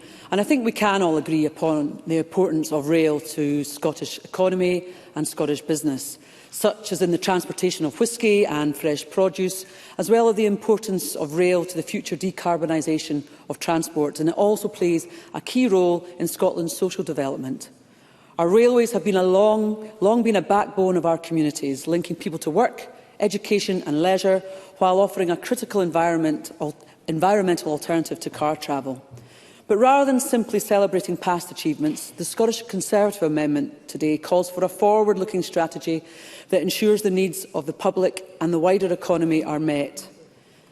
It's vital that the Scottish Government ensures that value for money and passenger satisfaction remains at the forefront of railway delivery in Scotland. And the SNP promised an improved ScotRail when they nationalised the rail service over 3 years ago. Yet under the SNP, public transport has become unreliable and far too expensive. Ticket prices and complaints have soared, whilst the number of services and passengers have plummeted. Indeed, there is not a single mention in the Scottish Government motion of the stark fact that our rail service have never quite got back to offering anything like the same level of service as they did pre-COVID. And this is one of the... not quite at this moment, Cabinet Secretary. And this is one of the reasons so many people are reluctant to get back to office working. And with that decision comes a direct correlation with the recovery of our towns and city centre economies. The SNP's decision to reintroduce peak fares across ScotRail trains last year was a disastrous decision that served to punish hard-working Scots, especially those businesses and employees that were just considering returning to work to kick-start their business performance and increase productivity. We campaigned against this, and despite the SNP being defeated on a Scottish Conservative vote on this last summer, almost a year to the day, the SNP did refuse to budge. And they claimed at the time that abolishing peak fares permanently was unaffordable. And maybe I'm far too cynical, but it came to the timing of the U-turn. It didn't really come as a surprise to me. Desperate for good news story and desperate to take full credit, we have seen this modus operandi before from the SNP. But I am thrilled that with the SNP's latest U-turn because it's been long overdue. And we have always said that the Scottish Conservatives would permanently scrap those peak rail fares to ease the burden on hard-working Scots. But it's also today about improving rail connections throughout Scotland, and it's not just about a regional benefit but a national priority. We need to enhance the infrastructure to not only foster local community cohesion but also bolster the entire country's transport network. But passengers have been let down by the SNP's mismanagement. It's common sense to link new railway developments to future centres of population growth. And the SNP government must outline how it plans to link the railway with growing towns and villages across the country, those that lack that rail link. Yes, please. Yes. Cabinet Secretary. So I note the terms of the motion. Does she reflect that her motion, had it been the policy in the past, would have actually prevented the Borders Railway, because actually it was introduced because of declining population, and indeed the terms of her motion may indeed undermine those that are campaigning for the extension of the Borders Railway? Thank you, Cabinet Secretary. This is part and parcel of today. The motion the SNP have laid us today is looking back. I want to look forward and look to the future. And Winchborough is a perfect example of a place that would benefit from a train station. And it's something I've been pushing for in this Parliament for some years now. It's a vibrant, growing community in West Lothian, and it desperately needs connection to that rail network. The establishment of a new railway station would enhance connectivity, ease traffic congestion in West Lothian and the west of Edinburgh, and supports many ambitions to provide sustainable transport solutions. There's going to be 4,000 new families living there, and they need that connection. A new station in Winchborough is essential. It's also a necessity to alleviate mounting congestion, but critical in meeting the Scottish Government's failing net zero ambitions. So too would investment in the Amman Cord, because if the investment was made there, it would make that £41 million investment in Edinburgh Gateway look less of a white elephant.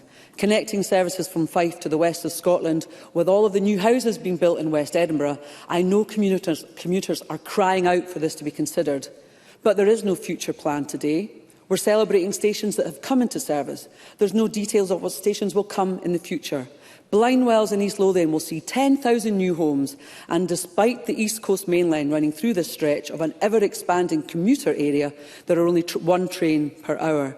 The homes are being touted as commutable to Edinburgh, but it seems going by car will be far more preferential than taking the train. Residents are buying homes there because of the easy reach to Edinburgh for social and leisure activities, but they're going to have to drive. We need to help these people make the decisions to use public transport. And the Scottish Government motion today makes no mention at all of new rail building in these vital new communities and homes. We get dire warnings instead about threats to Scottish ministers' powers. Cabinet Secretary, perhaps in closing you might be able to outline what will be done to accelerate badly needed investment in our rail infrastructure, instead of the customary foot-dragging which slows up so many practical and cost-effective schemes like Winchborough and the Amman Cord. Because we also need, recall, investment in that train fleet, because we have an ageing fleet and our assets are needing some renewal. The future development of our railway is currently hindered by that ageing 19th century infrastructure, and we can't hide about that. That's fact. And we have an ageing ScotRail fleet. Joanne Maguire, the director of ScotRail, has previously said we've got another challenge on our hands with an ageing fleet. We have one of the oldest fleets in Britain. On key intercity routes, the reliability of the Intercity 125 fleet has been a persistent disappointment, leading to overcrowding and service disruptions.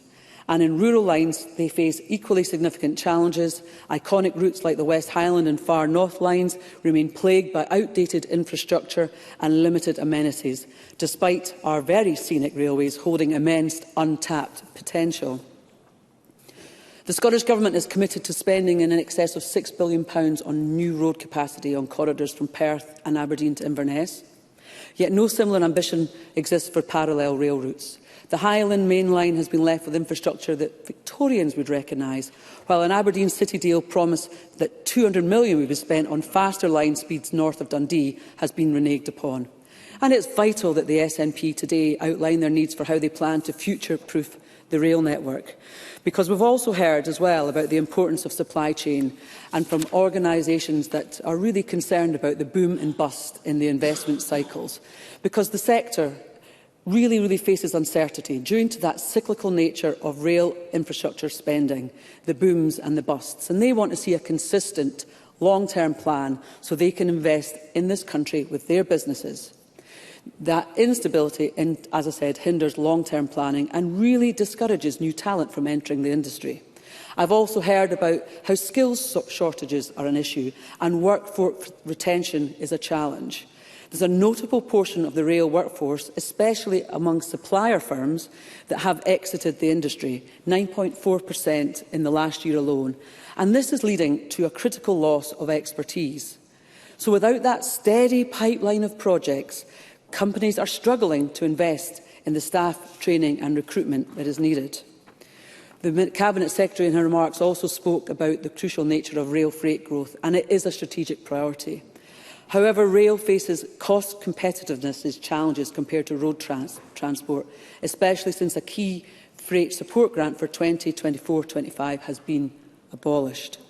Capacity constraints across critical routes, especially cross-border and internal, are hampering freight growth.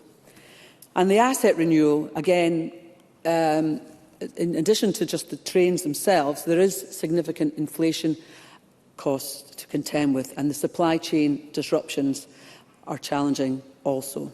In conclusion, Presiding Officer, as I've just clocked the time, we need to focus on putting passengers first and cutting waste in with bloated quangos, tightening spending rules and focusing every penny on delivering a safe, reliable and modern railway, a railway that delivers value for money for taxpayers, commuters, the business and economy. Thank you, Presiding Officer.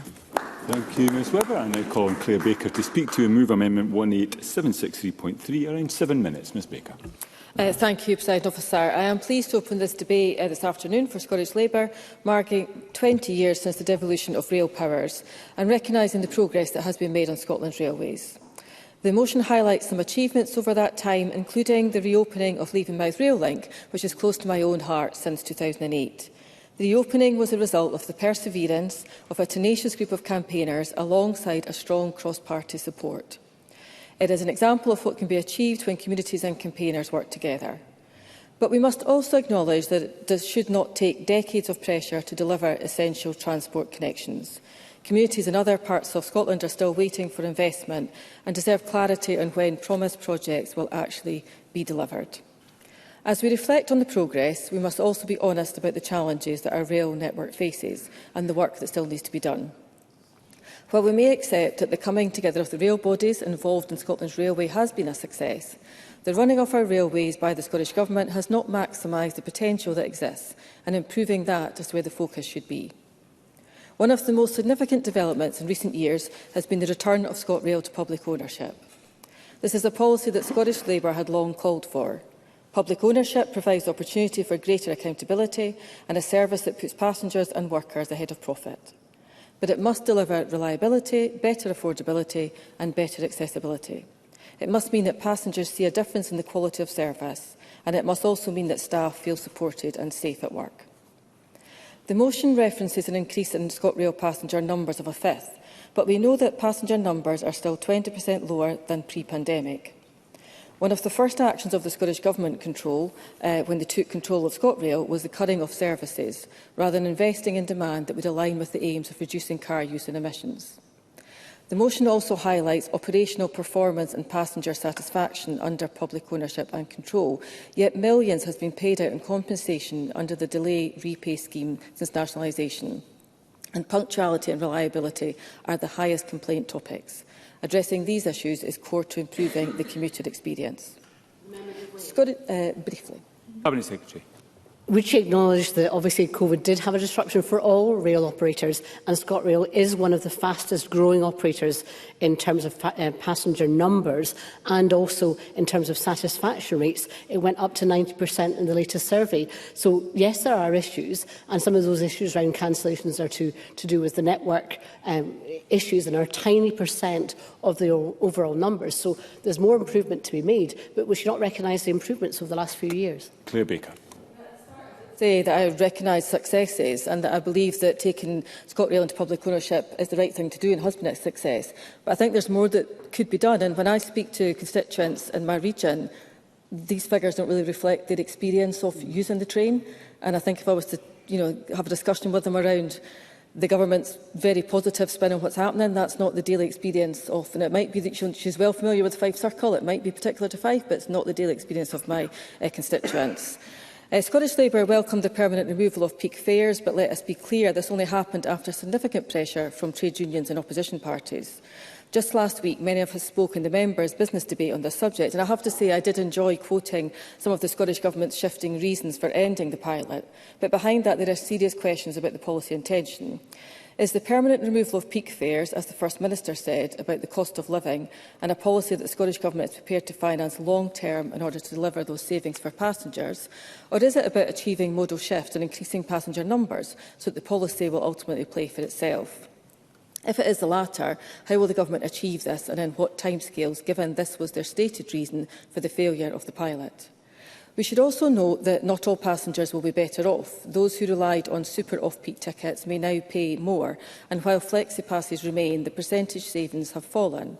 There is scope for a fairer, smarter approach to ticketing, one that reflects post-pandemic travel patterns and addresses regional price disparities that penalise some commuters. Alongside my colleagues, I have consistently pressed the Scottish Government to address unfair ticket prices and poor service reliability, both of which have discouraged people from choosing rail. If we're serious about tackling the climate emergency and reducing congestion on our roads, we need a rail network that people can afford to use and rely on. Encouraging more people to travel by train supports our local economies, reduces emissions and helps create more vibrant town centres by making it easier for people to travel for work and leisure. The Cabinet Secretary is well aware, as I've already mentioned, of the persistent problems for rail passengers in my region of Mid-Scotland and Fife, allowing reliability and overcrowding.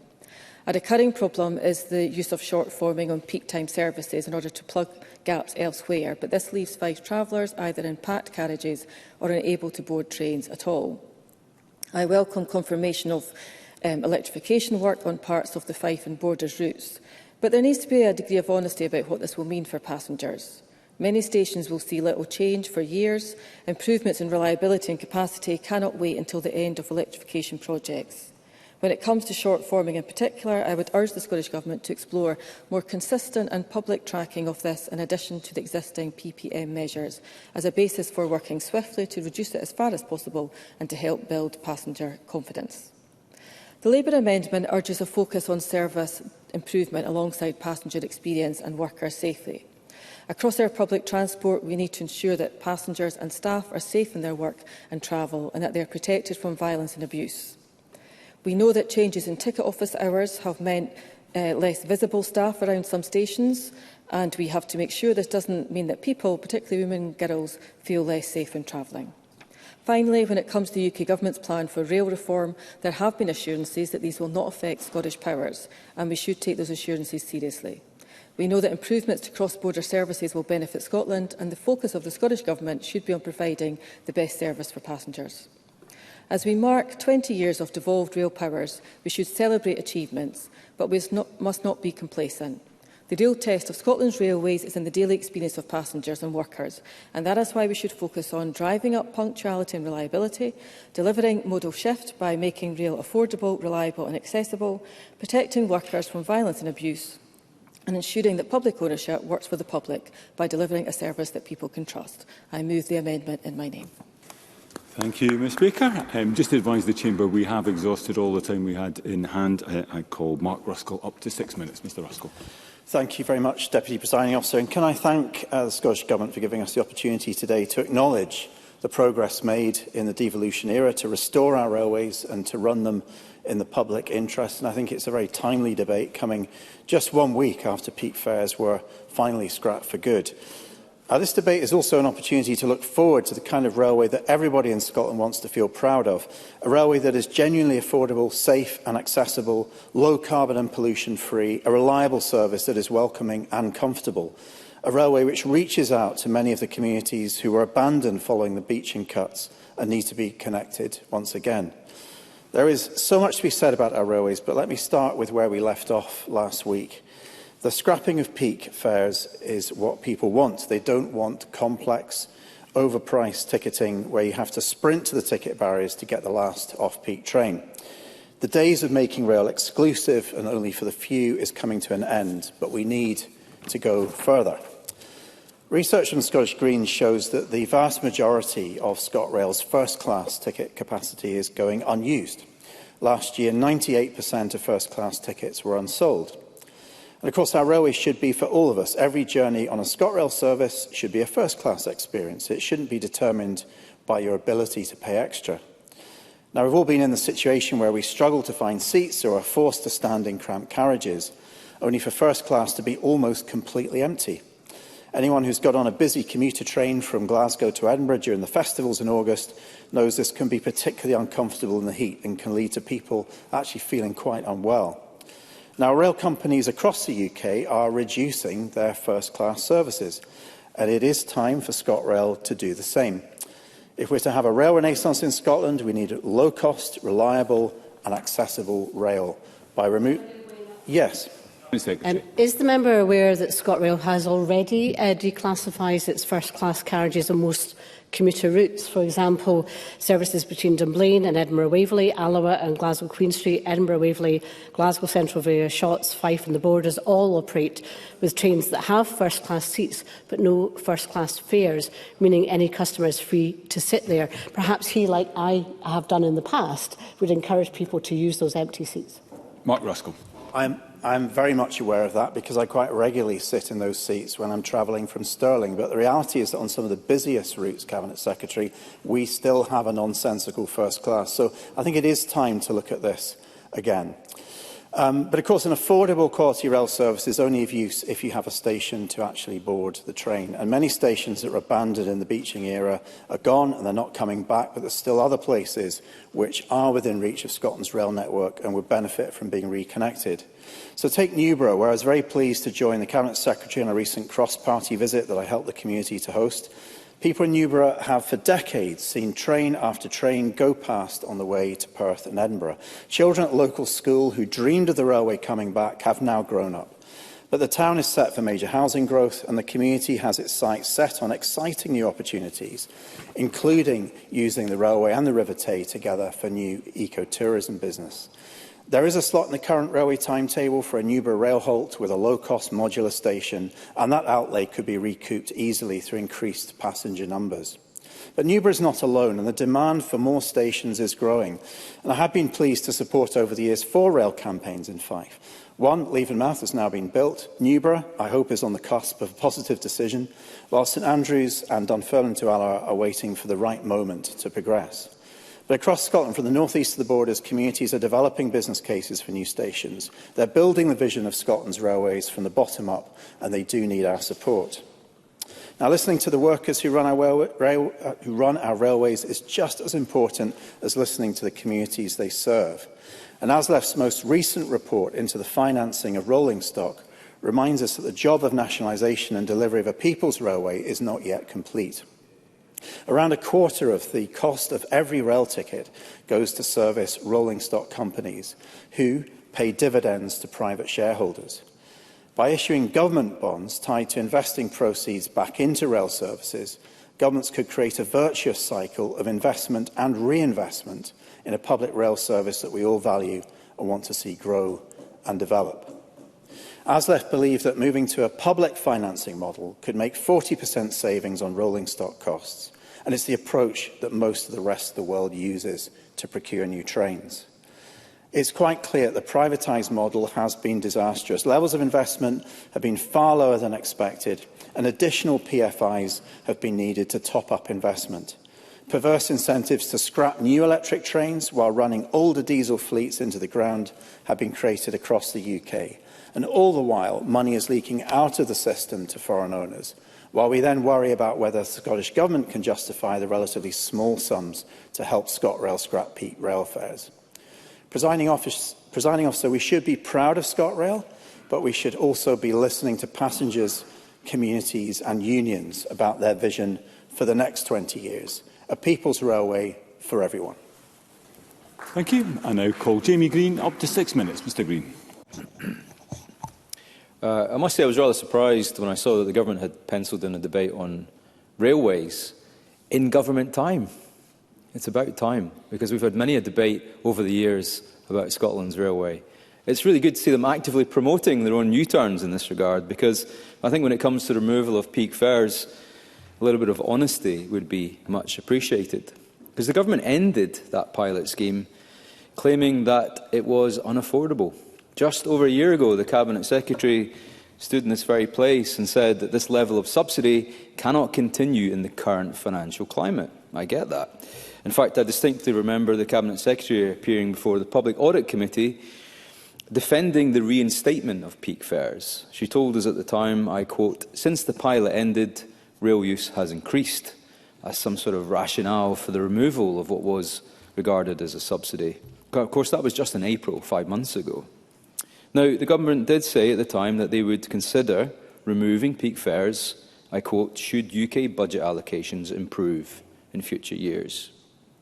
So I am over the moon that the Scottish Government finds itself in that improved financial position and was able to remove peak fares. The problem is, though, they should never really have been taken away in the first place and then brought back and then taken away again, because the economics of this point to one reality. If the price of the train tickets have come down, which is welcome, I believe there's cross-party support for that, but presumably the cost to operate those services has not. So I ask the question, where else in the transport budget has this money come from to be able to reduce these peak fares? Because it seemed counterintuitive to me that the Scottish Government had a target to reduce car usage by 20% by 2030, a target that it has dropped, I should add, but at the same time made train tickets more expensive. Now, that target was important to the Scottish Government because it was important to its other goal of cutting our greenhouse gas emissions by 3/4 by 2030. That also has been dropped. And I mention these climate targets for one reason, because the Scottish Government had a third target, and that was the decarbonisation of all passenger trains by 2035. That's been pushed back by a decade as well. Now, we're still waiting on this refreshed rail decarbonisation action plan, which was supposed to be published in the spring of this year, We're now in September, and we're yet to see it. Yet here we are having a debate about the future of Scotland's rail. Now, I mention that because I think that a rail decarbonisation plan cannot sit in a silo. I think it must be part of a wider transport decarbonisation strategy and a wider energy strategy. Why? Because I believe that if there is a central government strategy around these things, it will do two things.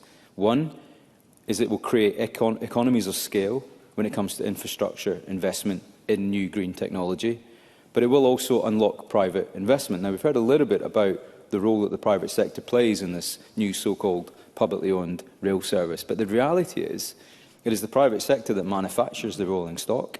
It is the private sector which supplies the financing and leasing, funding arrangements to government for pretty much all of its rolling stock. It is the private sector that does the maintenance on the rolling stock and the midlife overhauls. So really, if there is a strategy on things like hydrogen or battery storage and so on, then part and parcel of that should be a strategy for the whole of the transport sector that could unlock that investment in these technologies. I agree that we should be celebrating 20 years of railway devolution. And I have no ideological opposition to the way that the model currently works. We all know the issues that the last operator had. But, as others have pointed out, there were 17,000 ScotRail cancellations last year. Passenger journey numbers are still lower than pre-pandemic levels, and indeed pre-nationalisation levels as well. And according to the ORR, Scotland was one of only 2 train operators across the whole of the UK to be operating less trains in 2024 than it was in 2023. Of course, the cost of this nationalisation must be talked about. It's not a negative to point out that, according to the Herald, that is, the cost of this has been £1.47 billion, which is a rise of 60% from the 2 years when Abellio operated the franchise.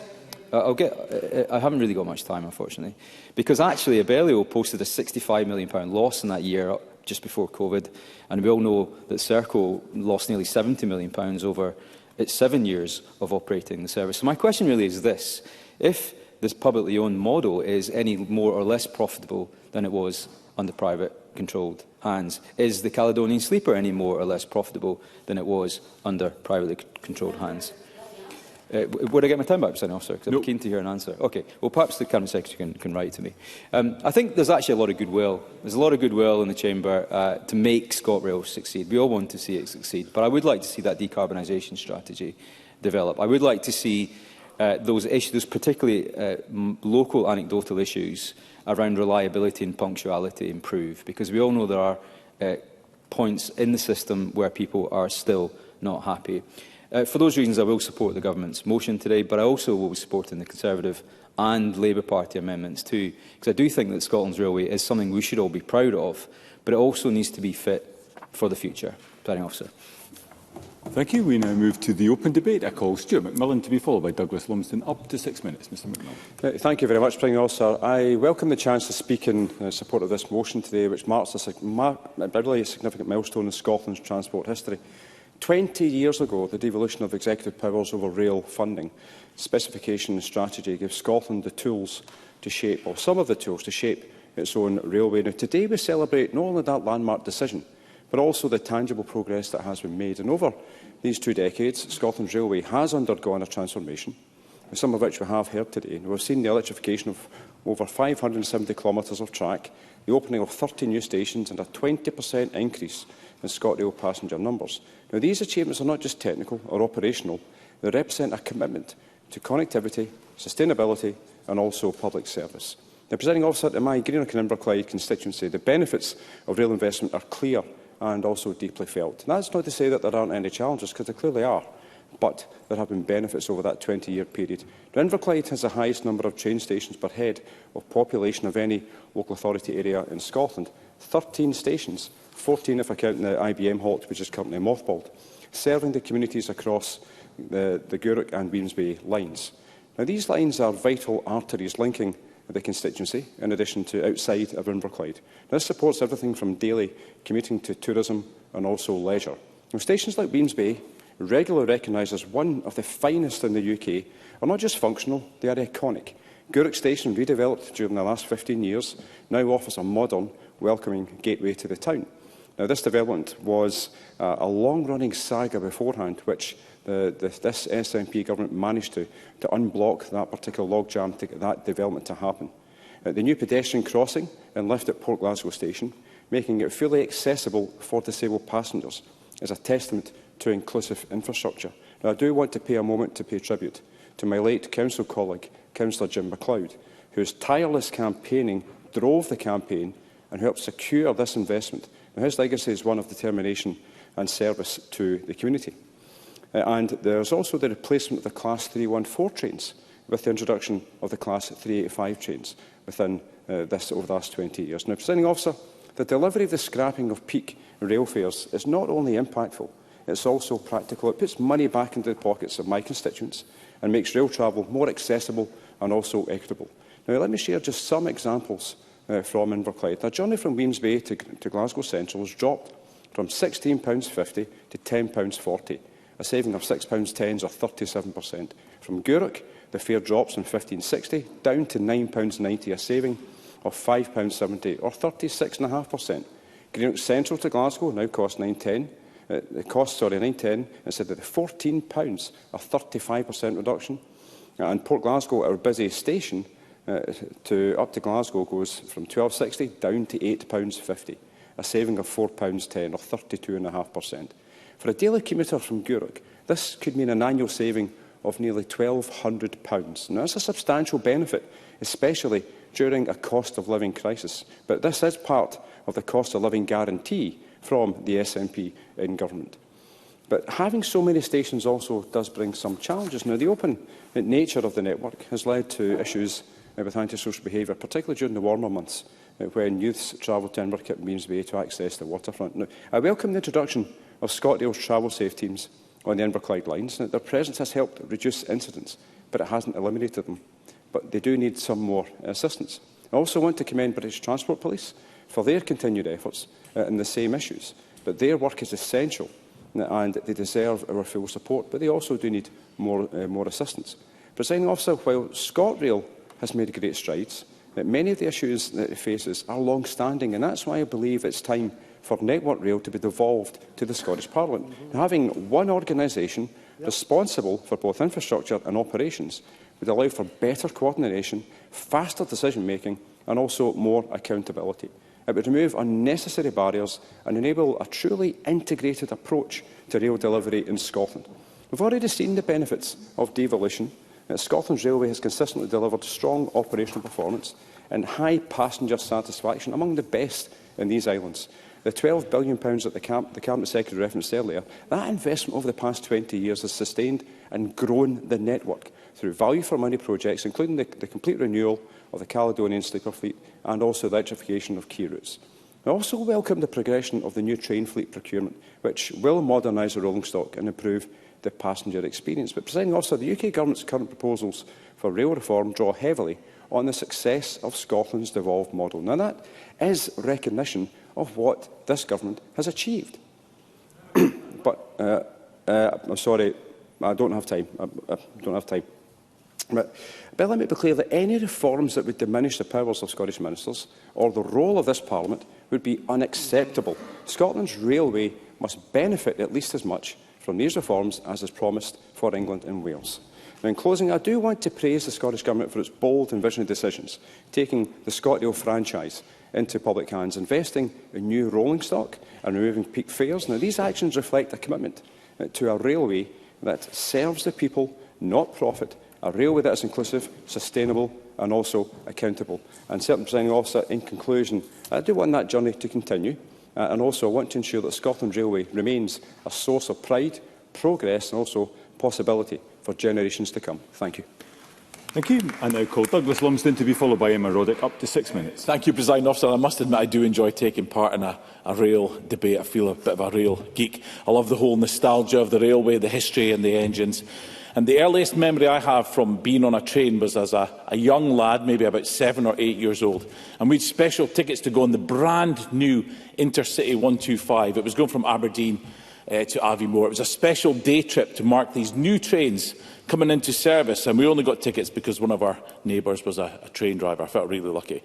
But little did I know that nearly 50 years later, these trains would still be in service in places like Mexico, Nigeria and Scotland. The SNP espouse the value of net zero, yet shamefully allow a situation where we rely on these gas-guzzling hand-me-downs to connect our cities. I was actually on one of these trains, these 50-year-old trains, recently with Russell Finlay. The sockets didn't work. We mentioned it to the person on board and they said, well, most of them don't. The catering section on these trains I don't think has ever been open and just take up space. The trolley service was still offering the same old tired selection and the Wi-Fi was unusable. If the SNP government think they are operating a world-class rail service, then they are completely deluded. We are miles behind other developed countries. I'll give way to Mark Ruskell. Mark Ruskell. Thank him for giving way. I was wondering if he could just reflect on the fact that this has been a failure of the privatisation of the rolling stock companies. They have kept trains running far longer than they should have been, trains that should have been scrapped far earlier and should have been replaced with modern fleet. Douglas Lumsden. Ruskell needs to remember when these intercity trains were taken back up to Scotland to run for ScotRail. That was only about 6 years ago.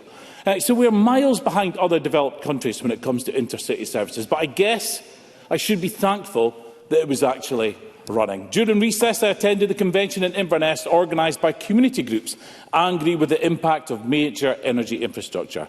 I got on the 6 p.m. train to get me back to Aberdeen, only for it to be cancelled because the air conditioning wasn't working.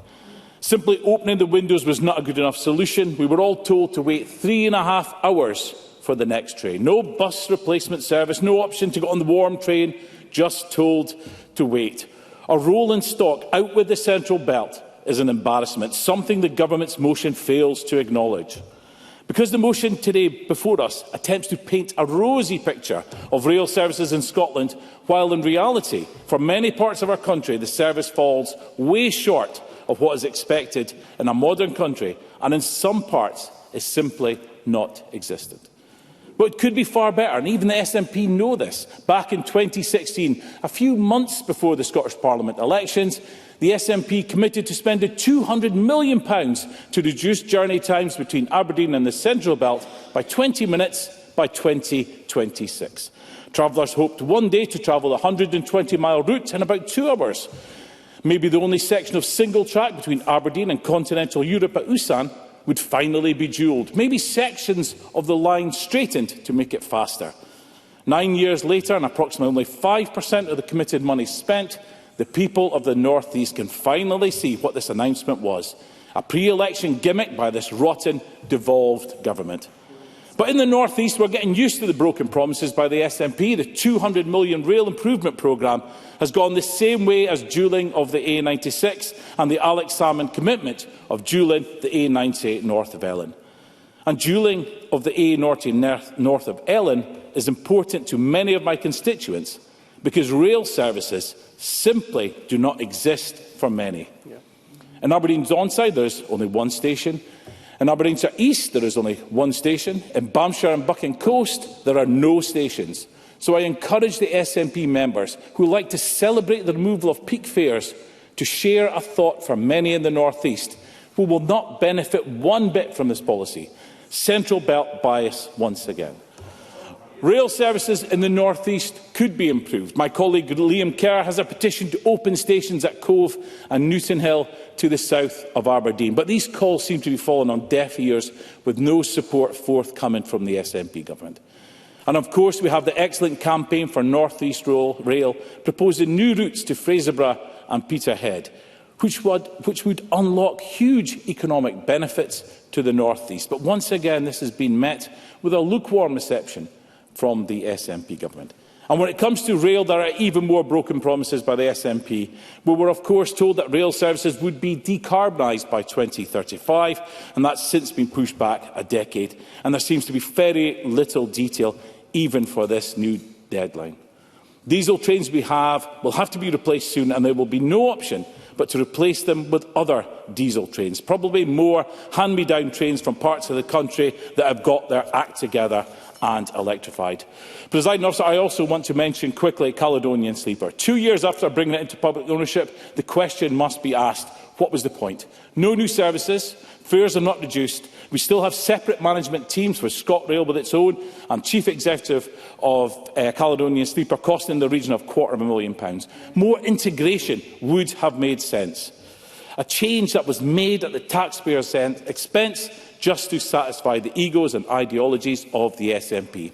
So overall, presiding officers, ScotRail are running fewer trains than before COVID. Decarbonisation has been pushed back a decade. ScotRail are running half-a-century-old trains. Caledonian Sleeper prices have increased alongside the burden to the taxpayer. The facilities on board ScotRail trains are miles behind where they should be. The promised £200 million for North East Rail improvements was a lie. And the SNP think this is a cause for celebration. Instead of tinkering for tinkering's sake, the SNP should be focused on the day job, provide a clean, fast, modern, reliable rail service and actually deliver on the promises they made. Thank you, Mr Lumsden. I would remind backbenchers that speeches of up to 6 minutes. With that, I call Emma Roddick to be followed by Richard Leonard. Ms Roddick. Thank you, Presiding Officer. From today's motion, two things are very clear to me. The SNP is good for Scotland's railway, and improvements are easier to make for Scotland's railway when the powers lie here in Scotland. I'm a very regular user of Scotland's railways. I'm fresh off a train this morning from my home in Inverness, and I'll be back up again on Thursday night. I often use the Far North, West Highland and Kyle lines, as well as the Aberdeen link for getting the ferry to Shetland or Orkney, and many of Scotland's other routes to get along to Callie-Thistle away games. I love being able to work on the train, sometimes sleep on the train if it's very late, and generally get to skip nighttime driving.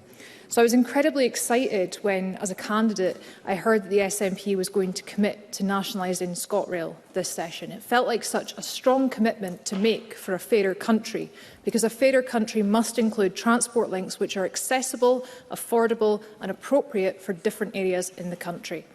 The profit motive of a private company often comes at the expense of long-term investment, a barrier which is no longer in place for this government.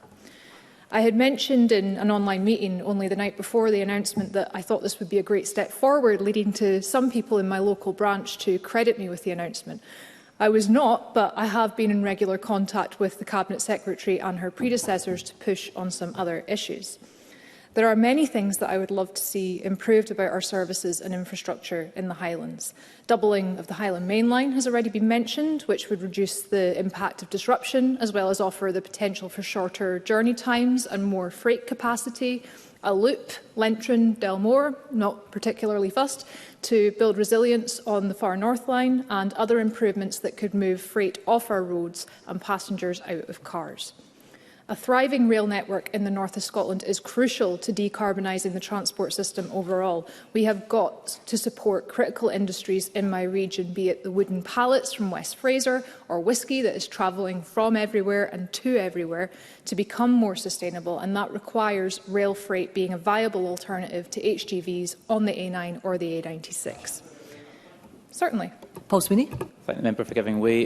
She makes a really important point about doing all infrastructure upgrades simultaneously to get that best utilisation of the line.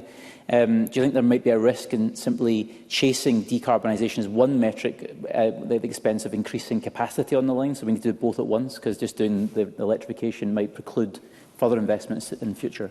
Emma Roddick. Yes, certainly, and I hope that nothing I said gave any other indication, because to me it's one and the same. Increasing capacity is going to decarbonise, and if we decarbonise in the right order, then it is going to benefit passengers and those who use our railway for freight at exactly the same time.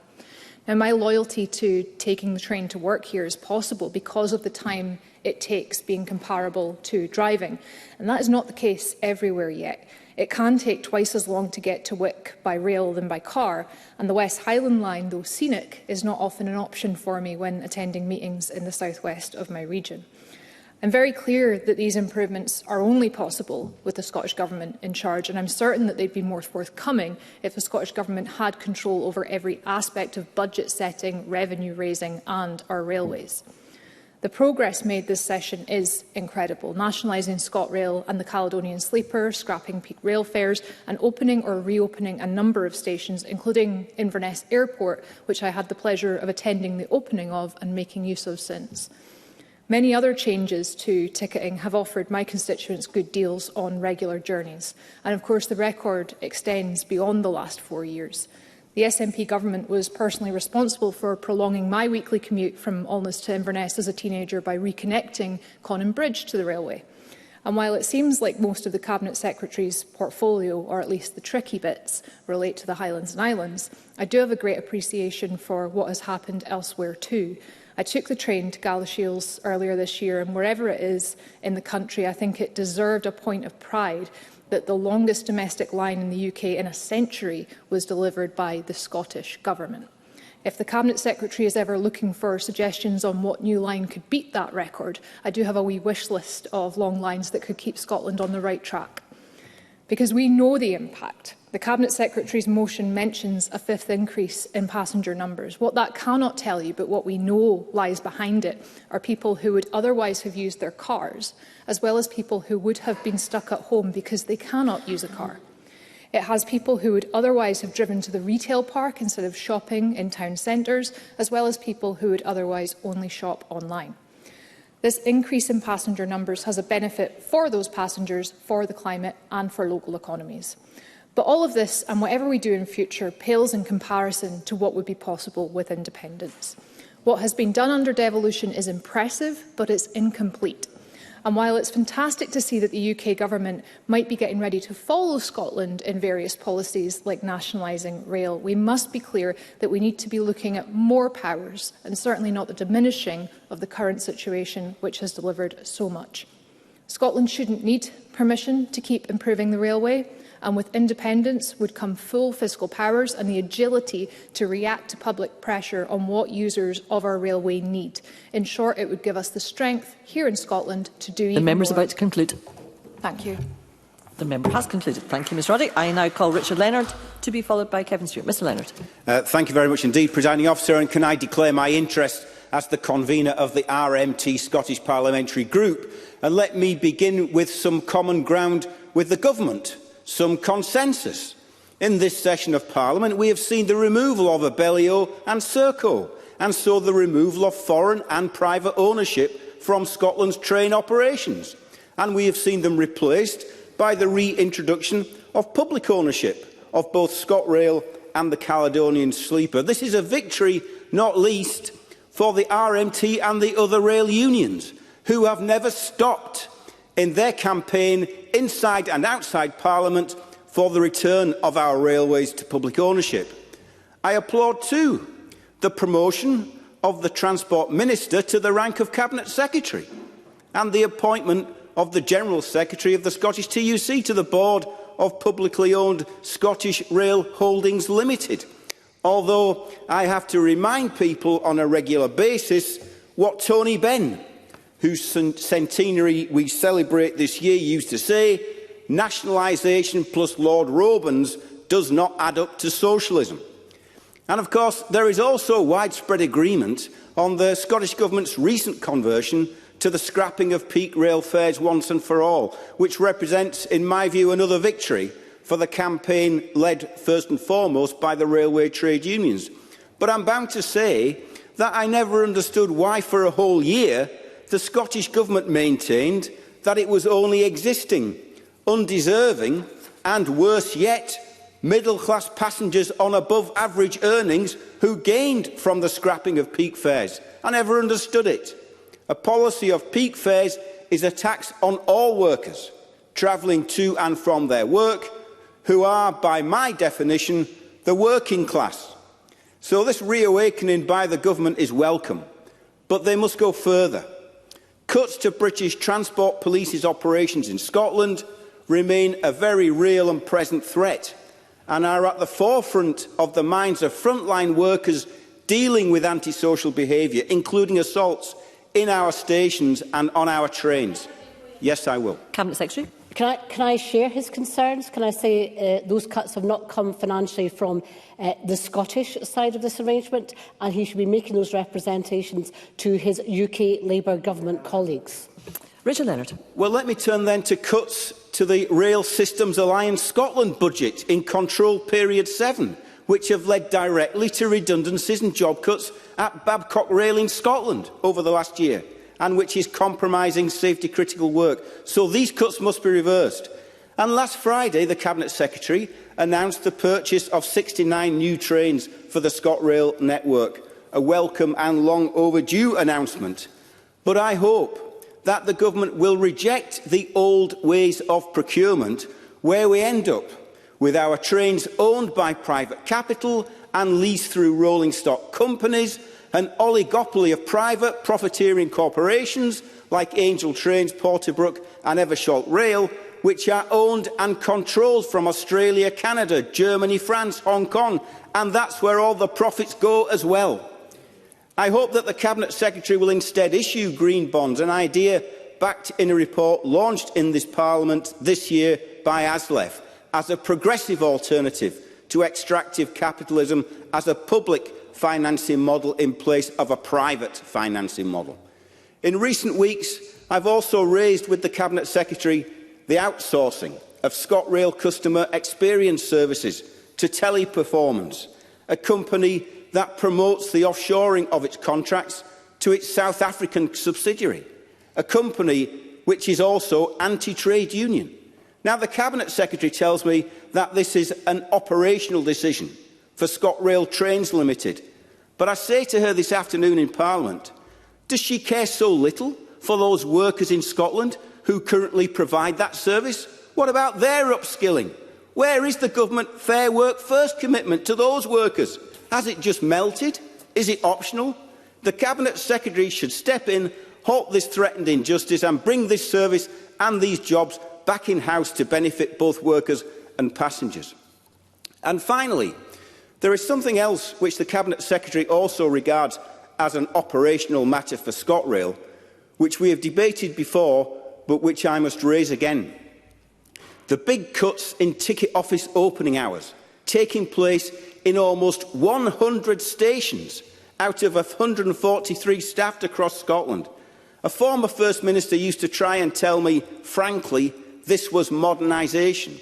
The Cabinet Secretary now tells me that these cuts are done in the name of, I quote, frontline customer service improvements. But I say that is a fraud on the travelling public, because the Cabinet Secretary knows, and the many representative groups who have opposed this change know, that the removal of staff from railway station ticket offices will not simply deter passengers, it will deny many passengers access to public transport altogether. So I welcome public ownership, but it must be an equal and inclusive public ownership. It must be a transparent and accountable public ownership, and it must be a comprehensive public ownership. Let's have public ownership built on the timeless principles and the enduring ethical practice of popular, democratic, I would argue, socialist ownership and control. Thank you, Mr Leonard. I now call Kevin Stewart to be followed by Sandesh Gulhane. Mr Stewart. Thank you very much, Presiding Officer. And under an SNP government, we have seen ScotRail and Caledonian Sleeper being brought back into public ownership, and peak time rail fares have been abolished. And since 2007, this Scottish Government has invested over £11 billion in Scotland's rail infrastructure. So the last 20 years have indeed been good for Scotland's railways, and the work of this SNP government in supporting our railways and our railway-going passengers has been immense. However, I hope that I can be forgiven if I can focus on Aberdeen and the North East rather than the whole of Scotland. The past 20 years has seen improvements in North East Rail in three key areas: the upgrading of track, the renovation of old stations and the opening of new stations. For travellers heading north-west from Aberdeen to Inverness, the Aberdeen to Inverness Improvement Project has resulted in significant gains for passengers. On the track front, signalling has been enhanced between Inch and Aberdeen, and the line between Inverurie and Kitty Brewster Junction has once again been redoubled. And with regard to upgrading old stations, the station at Forres has been rebuilt and the platforms at both Elgin and Inch stations have been lengthened. Lawrence Kirk Station was reopened. And last but not least, the reopening of Kintore Station after 60 years was a critical milestone and has been a great success. And this station now sees 28 ScotRail trains stopping daily. Improvements for points south of Aberdeen are currently underway thanks to the Aberdeen to Central Belt Enhancement Project. And the project will see 20 minutes knocked off journey times for Aberdonians heading to Glasgow or Edinburgh. And this ambitious project will ensure those improvements. Network Rail has carried out ground investigation work across the entire track. And the defunct bridges at Irons Hill and Lunan Mill have been demolished. There is, of course, much work still to be done, including vital improvements at both Aberdeen Railway Station, as well as the construction of freight loops to manage mixed traffic. And when this current work is completed, the North East will enjoy those shorter journey times to the Central Belt. Having discussed the past improvements on the line from Aberdeen to Inverness and present improvements on the lines from Aberdeen to Glasgow and Edinburgh, it's vital that we don't lose sight of future improvements for the railways in the North East. That future has to be the reopening of the lines from Aberdeen to Peterhead and Fraserburgh.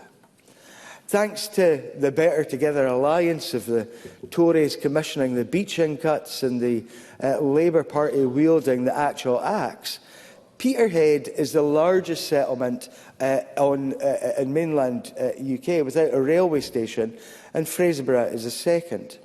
This was a terrible injustice and is an unacceptable status quo. The campaign for North East Rail is a grassroots movement driven by engineers and local advocates who have put forward a clear, well-researched blueprint for a revitalised railway network. The campaign is about more than trains. It is about regenerating our coastal towns, supporting our vital fishing industry by enabling the shift of freight from road to rail, and unlocking the potential, the economic potential of our region. Most importantly, it is about the moral and economic imperative to ensure that no community is left behind. Now, last year, the campaign for North East Rail and Aberdeen and Grampian Chamber of Commerce produced the Buchan Sustainable Transport Study, which provides a compelling evidence base for reopening the Aberdeen to Peterhead line. And there are a number of reasons why this is an imperative. The lack of a railway means that lorry loads of beer and truckloads of fish share single-track roads often, with folk commuting into work and with folk taking their kids on the school run. Improving freight transport would make a vital contribution to the economic regeneration of the area. As usual, however, it is those who rely on public transport who are hit the heaviest in these areas, with 85% of the people who would like to take the bus often do not decide not to because of the long journey and unreliable buses. That's a major blight on folk of the North East, and improved public transport connectivity would be a major force in improving the economic opportunities for everyday folk in our corner of Scotland. So I would ask the Cabinet Secretary to look at what has happened in borders, as we've heard, and leaving those major advantages that are now in play there, and think about the same for the North East. Listen to the campaign for North East Rail, listen to Aberdeen and Grampian Chamber of Commerce, and let's do right and put to bed the wrongs of Beeching, which closed those lines from Aberdeen to Peterhead and Fraserburgh. Thank you very much. Thank you, Mr Stewart. I now call Sandesh Gulhane to be followed by Christine Graham. Dr Gulhane. Thank you. The motion before us today is classic SNP. It's a self-congratulatory tale of trumpets, selective successes, while ignoring glaring failures. If Thomas the Tank Engine ran Scotland's railways, we'd have really useful engines. Under the SNP, it could be argued we've had really useless policies. Yes, there have been new stations, some electrification and anniversaries to celebrate, but behind the rhetoric lies a government that has left Scotland's transport infrastructure, and with it our economy, fall behind. The SNP is a master of patting itself on the back, but when it comes to real delivery, particularly in Glasgow, it is utterly failing. Like Gordon, the big engine, the SNP loves to boast it's the fastest, but when you look at the timetable, they're always running late.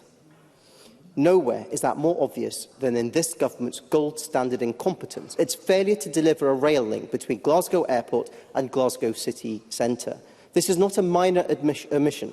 Glasgow Airport is arguably Scotland's principal business airport, and in my opinion, the most important. It's the gateway for conferences at the SEC, for tourism across the west of Scotland, and for international investment. And yet, unlike airports in Manchester, London, even Vilnius in Lithuania, there is no direct rail connection.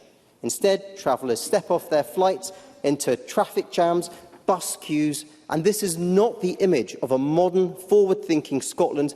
Rather, it's symbolic of the shambles that the SNP have put us into with economic incompetence. Yes, I will. I thank the member for taking that intervention. Whilst I do agree that a link between Glasgow and the airport would be fantastic, does he realise that due to the limitations of the actual track coming out of Glasgow, that could impact on services to Ayrshire, which I'm sure that he wouldn't want to see happen? And could he ask for that investment in terms of the actual track itself? Sandesh Gulhane. Well, you've just come on to the next part of my speech. Let's cast our mind back to this project, the Glasgow Airport Rail Link, that was planned, costed and backed by business in 2006. Strathclyde Partnership for Transport produced an environmental statement and an economic impact assessment. These showed the clear benefits of delivering such a rail link: faster journeys, reduced congestion, reduced emissions, and billions, yes, billions, in long-term economic gain. But what happened? In 2009, the SNP pulled the brakes, cancelled, gone. And since then, a decade and a half of dithering excuses, glossy brochures, and so-called reviews. The government now tells us Clyde Metro is the answer. But Clyde Metro is not a train. It's a bedtime story. We are expected to sit like railway children, waving our flags and waiting for salvation to appear at the end of the tunnel. But there is no train coming, just more SNP announcements delayed again and again. And the SNP admit it themselves. The case for investment is not due to be completed until 2027. That means more years of waiting, Years more of lost opportunity, years more watching Edinburgh, yes Edinburgh, overtake Glasgow as the airport of choice, even for a number of Glaswegians. Presiding Officer, as a Glasgow Region MSP, I hear from business leaders, from the Glasgow Chamber of Commerce, from constituents. They are crying out for this connection. They know about missed opportunities, like convention organisers choosing other cities because they cannot ask delegates to waste precious time stuck on the M8. In fact, work on the M8 this week set to cause 9 months of further disruptions, including overnight closures on both the eastbound and westbound carriages at Junction 26. Investors also look elsewhere, and tourists who might have chosen Glasgow take the easier option and fly into Edinburgh. Presiding Officer, the SNP are good at blowing the whistle and shouting peep peep, but ministers do not have their eyes on the track, certainly when it comes to connecting Glasgow with its airport. This could all have been avoided if the SNP had acted when they had the chance. In contrast, Manchester has a rail link to its airport since 1993. Luton has the Dart driverless shuttle, taking passengers in minutes to the stations to terminal, connecting seamlessly with frequent trains to London. Even Lithuania has a rail service. If they can do it, why can't Scotland's largest city? The answer is simple, because under the SNP, infrastructure is sacrificed to political priorities, competence is in short supply, and ministers never feel the consequences. After all, they have their governmental limos. Yeah. If Thomas the Tank Engine ran Scotland Railways, Glasgow would already have a line to the airport. But SNP ministers in control, all we have are weighty excuses. And it's not just Glasgow Airport. Look at the wider picture. Services cut since the pandemic, electrification plans delayed, sleeper service more expensive, but no better. 50-year trains still in use, and tragically, the Stonehaven rail crash reminds us all that safety must come before spin. And don't forget, since 2006, the Scottish Government has been responsible for ensuring our railways are safe and resilient. 5 years on from the Stonehaven rail tragedy, key improvements demanded by investigators have yet to be completed. Scotland deserves better, Glasgow deserves better, and our economy deserves better, because the truth is this: connectivity is not just about transport, it's about growth. It's about making Glasgow a competitive global city. It's about supporting our NHS staff, our businesses and communities who rely on reliable, efficient links. Thank you, Dr Gulhane. I now call Christine Graham to be followed by Katie Clark. Ms Graham. Thank you very much, Deputy Presiding Officer. Well, despite the unexpected miserable contributions of Sandesh, Gulhane and Douglas Lumsden, I have something at least in common with Douglas Lumsden. I too am a railway geek. I prefer to let the train take the strain. But today I shall concentrate on the success of Borders Railway, because today marks exactly 10 years since its formal reopening. Viewing a map of the rail network in Scotland pre-beaching is eye-opening. The first beaching report identified over 2,000 stations and 5,000 miles of railway line for closure, 55% of stations, 30% of route miles. The Waverley line on January 5, 1969 was one victim of those cuts. Those cuts did not stem losses and, unlike now, took no account of the wider social and economic impact of railways. Today we do, and additionally and crucially the reduction in emissions so damaging to this planet. Electrification was part of the future-proofing of the Borders Railway and is on the cards now, as well as new rolling stock. The project to return the Borders Railway took root with a 17,000 signature petition to this Parliament in the name of Petra Bieberbach. I met her by chance on Gala High Street just after my election in 1999, and as a member of the Parliament's Petitions Committee then, advised she present it to our committee. It was. In 1999, the Campaign for Borders Rail was also established, and I set up the cross-party group for Borders Rail here. However, it was not an easy parliamentary route. Sarah Boyk will understand, she was through this with me. A feasibility study, the Scott Wilson report, stated that patronage projections for a new line were not encouraging, stating none of the route options examined producing a positive cost-benefit value. How wrong was that?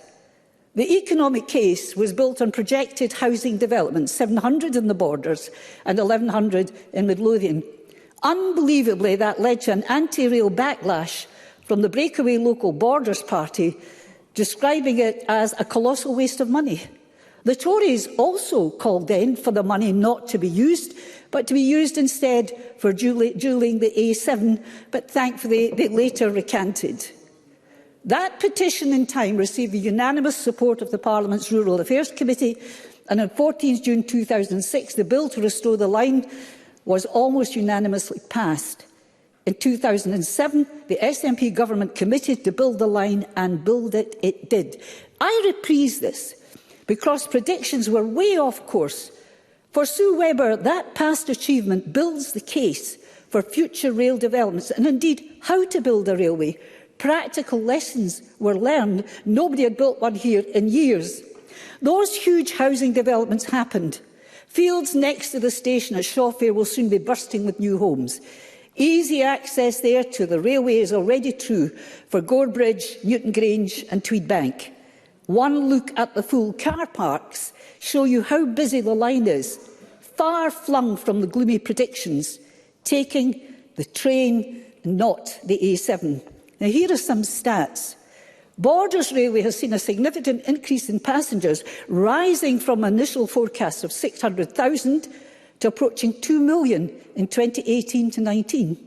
By September this year, over 13 million passenger journeys have taken place since its opening. In its wake, former railway buildings along the line have been transformed through community efforts. Newton Grange, Stow Station House, and now with proposals to Gorebridge Station House. Groups also work to raise funds for a campaign for Borders Rail, such as the Sentry Box at Galashiels. And we have the beautiful station flower displays this year, particularly stunning at Gorebridge, wholly maintained by a few volunteers. The communities take their railway very personally, having won it themselves. Of course, it's about passengers, and removing peak fares will save someone travelling Tweedbank to Edinburgh at least £7 a day, more bums on seats. Kids for a quid is another excellent initiative, but the railway is also about so much more, about the wider economy and the social fabric of the communities. That Borders Railway has more than pioneered not just how to build a railway, but what the economic and social benefits of a railway are. And its extension through Hawick to Carlisle will complete that social and economic journey and is living proof for other future railway developments. Thank you. Thank you, Ms Graham. I now call Katie Clark to be followed by Graham Simpson. Ms Clark. Thank you, Presiding Officer. And I refer to my entry in the Register of Members' Interests. It's a pleasure to follow Christine Graham's contribution, and I was very pleased that she raised the beaching cuts, which I believe have proved to be a disaster for many communities. I hope that we all now accept that supporting and extending rail services are vital to meeting our climate change targets and more sustainable transport. The scrapping of peak fares, which came into effect last week, is very welcome. Ending peak fares is important to increase passenger numbers by making rail travel more affordable for working people. That's why the Scottish Government's decision to end the pilot scheme last year was strongly opposed both by passengers and rail unions. It is a testament to their tireless campaigning that the Scottish Government has now changed its position and have scrapped peak fares. And I congratulate the Cabinet Secretary on this decision. But whilst the scrapping of peak fares will make rail travel more affordable for many, as has been said, in many parts of Scotland, people won't benefit. And it's important that rail travel is truly accessible for all passengers. And that's also why the rail unions and campaigners have repeatedly warned about the impact of cuts to ticket office opening hours. Reducing ticket office opening hours means that some stations will no longer have guaranteed staffing for notable periods of time. This leaves many passengers, particularly women, the disabled and the elderly, unable to seek assistance. It also leads to passengers feeling unsafe at a time when crime on Scotland's rail network is also increasing. Yes, of course. Jamie Green. I actually agree with what the member is saying around the closure of ticket offices, but we should also remind the wider travelling public around the enhanced CCTV and help point monitoring that happens in every station. I've been to the centre in Paisley that monitors this. I hope the member can go and do the same. But we should promote and encourage that does make our stations as safe as they can be without ticketed office. Katie Clark.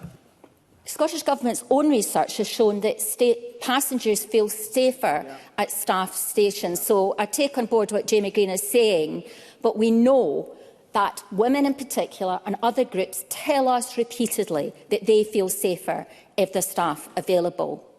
Yet many stations across West Scotland are being affected by cuts to ticket office opening hours. Ticket offices at Ardrossan South Beach, Irvine, Largs and Saltcoats, along with many others, are seeing opening hours reduced by at least 1 hour or more. There are also ongoing issues with the punctuality and reliability of ScotRail services, which the Scottish Government must address.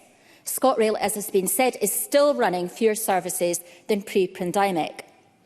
There were over 63,000 services ran by ScotRail this July, which is 6,000 fewer than in July 2019. More than 17,000 services were cancelled last year, with over 55% of services failing to arrive at their scheduled time. Last year, for example, I raised concerns about the punctuality and reliability on the Largs to Glasgow line. Over 200 trains were cancelled on this line alone last year, with over 500 services late. And in 2023, a total of 455 services on this line were either fully or partially cancelled. This simply isn't good enough. This repeated failure to deliver rail services for the people of Largs, Ardrossan and the wider area is unacceptable. And unfortunately, this is not an isolated example. I hope that action is now being taken to improve infrastructure, reduce cancellations and ensure trains are running on time. As I said earlier, crime on Scotland's rail network is increasing. There has been a 1/3 increase in reported crime since before the pandemic. The number of reported sex crimes increased by 2/3 during the same period. More than 200 women and girls were assaulted, harassed or faced unwanted sexual behaviour on Scotland's rail services in the last year alone. Rail workers also are facing an unacceptable level of abuse and violence, with rail workers raising concerns about the abuse they receive. Women transport workers in particular, who I have spoken to, have told me about the increase in threatening behaviour that they are subjected to. ScotRail staff were subjected to over 100 attacks on trains and at stations last year, more than double the number reported in 2022. I hope that the Cabinet Secretary today will outline what steps the Scottish Government are taking to improve the safety of rail services for women and girls. The UK Government's proposals to create a single, publicly owned and nationally integrated rail network are welcome. I welcome that they are happening. And I hope that Scottish and UK ministers will be able to work together to ensure Great British Railways and ScotRail both deliver improvements to infrastructure, reliability and safety, and that we continue to have debates of this nature in this chamber. Thank you, Ms Clark. And I now call Graham Simpson. Mr Simpson. Thank you very much, Presiding Officer. The Cabinet Secretary has disappointed me. She has. She persists in using kilometres, as she has done in this motion. When we use miles in this country, 570 kilometres is 354 miles. Presiding Officer, I think we all want to see ScotRail succeed. We do. Many of us use the train regularly. It's the backbone of Scotland's public transport system. But we've got to accept that there are challenges there. In the past year alone, over 17,000 train services were cancelled, and far too many are still not arriving on time. Presiding Officer, well, I've got very, very little time. Very, very little time, but I'll let you in. Cabinet Secretary. Does he realise there are hundreds of thousands of journeys, that the cancellations are a few percentage? Many of them are because of infrastructure and network rail responsibilities, and indeed because of the number of storms that we've had, not least Storm Floris, in the recent weeks. Graham Simpson. Well, I'm going to cheer up the Cabinet Secretary, because I do have some positive things to say. I do. Overall customer satisfaction with ScotRail is 91%. That's among the best in Britain. We've got to accept that. Punctuality, 92.9%. That sounds pretty good, but still not good enough. We've got to accept that. But we do need more investment in infrastructure. We do need more modern signalling, track upgrades and station improvements. And it's still the case that ScotRail has one of the oldest fleets in Britain. Now, we need more electrification. We need to see a plan for battery electric trains to reduce emissions, improve service quality, for hydrogen. Jamie Green mentioned that. And affordability is keen.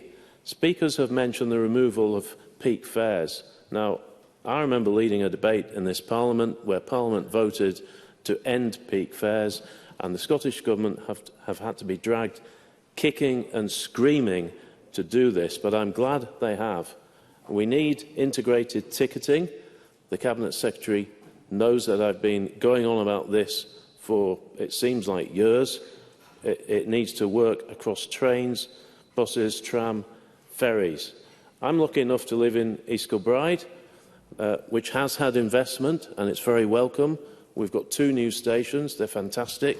We're going to get electric trains. Mr Simpson, please bring your remarks to a close. I will. Presiding Officer, there's more work to do, but I think we have to celebrate what's been done well and actually thank the staff of ScotRail for doing that. Thank you, Mr Simpson. We will now move to closing speeches. I call on Mark Ruskell to close on behalf of the Scottish Greens. Up to 6 minutes, please. Thank you very much, Presiding Officer. I think it's been a pretty passionate debate, actually, this afternoon. It's certainly given all the railway geeks in the chamber their 6 minutes of fame, although I would say to Sandesh Gulhane, I don't think he's going to be replacing Michael Choo-Choo Patillo anytime soon.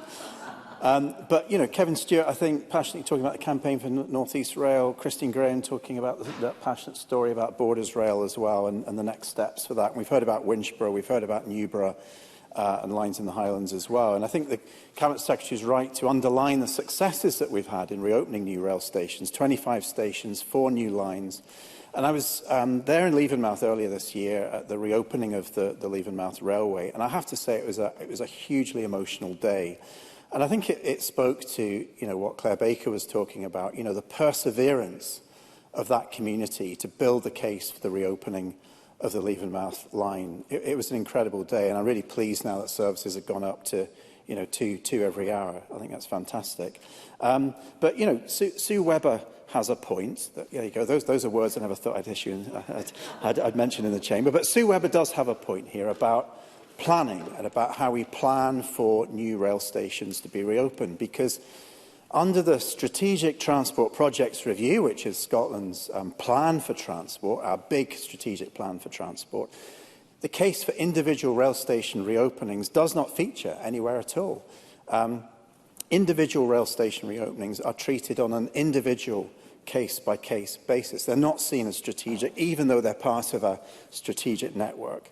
And a number of years ago, the Greens made the case successfully to the Scottish Government that we needed a seed fund, a local rail development fund, to help communities to do the business cases, to build up the case for reopenings. And I'm pleased that Newborough and St Andrews and communities around Scotland have benefited from that. But there is a frustration here. I mean, it does take years and years and years to get through the STAG process, to engage with Transport Scotland officials and regional transport partnerships to build that case and for communities to see themselves as part of that bigger network. So, I'm heartened by what the Cabinet Secretary said about Newborough. You know, a decision will be fairly soon, but you know, this has been years and years in the making, and the stamina of communities, I think, is an issue here. Turning to rolling stock, we've had a few contributions on that. I quite enjoyed Richard Leonard's reflection that the rolling stock companies are effectively an oligopoly of extractive capitalism. And I do think we need a bit more attention on the ASLEF report. I think the government has got the opportunity here, and in a number of other areas too, to consider issuing green bonds that reinvest the revenues back into our public transport system. And I note that, you know, the Caledonian Rail Leasing Company is actually owned by foreign companies, and it generated £1.3 billion worth of dividends between 2012 and 2018, which were largely removed from this country and invested elsewhere. So, you know, other models are possible, other models are normal elsewhere. Transport for London invested directly in the trains that was needed for Crossrail. And of course we need full borrowing powers that Emma Roddick has set out, but we've also got the powers that we have too.